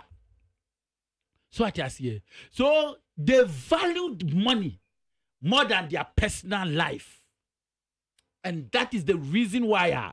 Yes, you have Bob Martin say you better explain your children. One say no, value your personal life than money, because so we you know home. Next a winya aban papa. Not always he said we be pay dwuma mo bi papa o. Enye da bia na abeko obi papa wa akopa na chose o mo sika ni di o. You can also do it. That is one thing ya me da bia me dey elevate me ho. Say me, I will not sit down to be a beggar. Eti da bia me ba me ho modern say, me sorry na mako pe bidi aba. Eti sa wo dia wo se wo nye sa na de da bia no be kwa obi papa na akoba 1 2 cd 3 cd a o ton wani munyam de amanipa na o ton wo shebre de amanipa no. You can also do it. Listen, you can blame your parents why they were poor, but you can never blame yourself why you are poor. Enunti no edru mra Ghana formula ante maba wa yesi ehunu say yes, we can also do it. The future of Ghana belongs to the youth of this country. Enti nyina ye gitum say yes, we can do it here. Ye betimi ayaji sa kro we say ye free empanimfo esem ni a retire wo so mo nkotena se. Because we have been handed this country for them for the past decade, even century now. Ede fa so ne mrante ye nya. Ede fa so ne mabawa. And na obi betimi awie school, wo so ye doctor, ade be chi no si political party office say we communicator. Because adwumani ho. Enunti no ya create chrono with small environment bia. So we degree ne kura no, if it is not degree ye hia pa no school na wo kono aye kwa. Nansa bia maso. It was even better say e ka odi be kwa kopa bibi for fryer than wasting your time to go to the school. And now we share internet so ade ekọ so obi kura say Dutch passport, he valued Dutch passport more than PhD holder. Yes, it is no correct because Oba Bukuta PhD holders will come in. It has become nothing. It doesn't value. You wouldn't fast what? It was the question that you want to know. Yeah, Juma, Nasabo, Prapra, no Benyan, dearly bled. Is it not far better? That is what Action People Party we are talking about. We want to make sure, say, the youth of this nation, we should stop belittling ourselves. We can also do it. We should rise up. Rise up. Follow Action People's Party. Yes, because that is the only political party you have your say will be intimate to mouth. How can you go to MPP and dictate for Nana Kufuaro or Osafo Mafo? They will say, "Okra fele," or go to NDC and dictate for Siadun Katia, and they will tell you what to do, and they will commit you to their wrongdoing. Tuba Shah and Mrantia almost started join NDC and MPP. They are corrupt as their leaders. They are all become corrupt people. And Tuba here court hey, yes, I to force a younger boy near the regional court. I didn't hear why you're corrupt. That is what we are talking about. If you don't want to be corrupt, don't join those two political parties. Be on your own shelf. Ne make sure say chrono and award and your political party. And then people are jumping into politics because that is the only job a Ghana say. Ebeya akra technocratic kra ye nya bi okurum ha sei. To the extent they say we shed the avenue politicians for only use to enrich themselves no. Now we bia lecturer bi wo university. Now we sha akola bia wa kire na dia bi school kra na akra ne nteboy. Na akra ne di ne ho kwadwan politics nti ene akra ne detective ma wo no a. Majali na wo go betra wo. Ama wo ba be kire wo dia wonya. Wo su be jaya ko di politics echi. Etubo se be ya akra no Ghana ha say no. Yenya ene technocrat bia emane nko classroom ana doctor ana nurse bia bia obi adwane. That is why you have seen a lot of mass movement from Ghana to neighboring countries. Awomu dwane koro no. As Solo was saying, say wo ko ba bia ye bom pa ye say amanfo ko di lemo mo pe Canadian visa. Why is it so? Because woman who say woman ni future e wo Ghana ha say they don't have future. Because yam penny for na say corona titia pansamono. And to what yes ya day. Majali, I can tell you, say, opa ne, my ship, emesi eposo say wow person o Canada land I can tell you say Kufuor will use protocol. Protocol for what? The protocol be kwa akoto shape re so abanabusia fo nyina di kan ansa na me I'm telling you. Masa ya form. So I say e di I say no masa my friend rant here we don't have future. Okay. So who person we know future there. Don't join these two people because Action these people are people are womu adwene no emwa. Come and join Action People's Party. More days we are scheduled for more manifesto launch. Next month, ending of this month, the date beba. Okay. Yeah, enchebia. Enti yegusua ya boy homoden kakra. The best Ghana for nyina say 2024 election ya ye kwedie. Men kwaye me na ye wo me tumu ena me na me media ye twa me furuma wo. Hey. Kroma say one problem we have in Ghana say yenimum prantwe. Ya twim prane ku ye kra still ya na eguso twe media nyaminti ene nkwala Uti adia hu na ekum wo se nkwala niti. Okay. Debbie, it is about the time where you need change in your life. One kasa, you can be somebody else. Don't look for job for somebody's father. Onu onya adwuma na ode hwe ne ma. Onfa hwe. One kasa pe adwuma ma one kasa ho. Wonso ubetumi aye. Yes, you can do it. Try it. Don't sit down. Menye boti meme die. No. It's about the time. Wake up. Nana Kwame, yada say enyumre. Eso me da wasi. Nana Kwame, a leader and founder, Action People's Party. There's a platform there. Yabo bia kwan ma ne bekasa wo. Ye nim amanyuku a wonu say no kra de eni dictionary. Obia yamo bia wo kwan. Na emre no so nipa or the ballot paper no so when you informed decision to go and vote. Akoto aba ma nipa open. Yeah, the Juma say a Torchlight and the Tuesday's edition. Earlier, what the Afro-Fanto movement for Enka Solomon Owusu 8 to Ral and Chamatin. And I'll bet Action People's Party. Kenneth Nana Kwame. Also, Obabetenka. Way I birthdays from Con and Coma a Reverend Theophilus OSEI Owusu. A branch pastor or Prayer House International Ministry in Sakina branch. I am a producer, I care champion. Also, we are a spiritual father, we are an advisor, we are a mentor. Reverend Theophilus Osei and then what that did you can say, I mean, no more in chair now, so 100.9 and beyond. God richly bless you, Reverend Theophilus Osei Owusu, a branch pastor. Prayer House International Ministry in Sakina branch. Abusami did the Jerry or say AGYEMANG.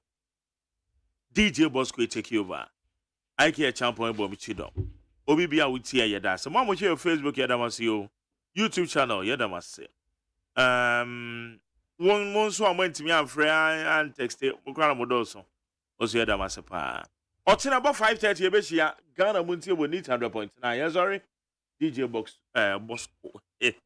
DJ Bosco take you over. Because when I see it, it's 100.9.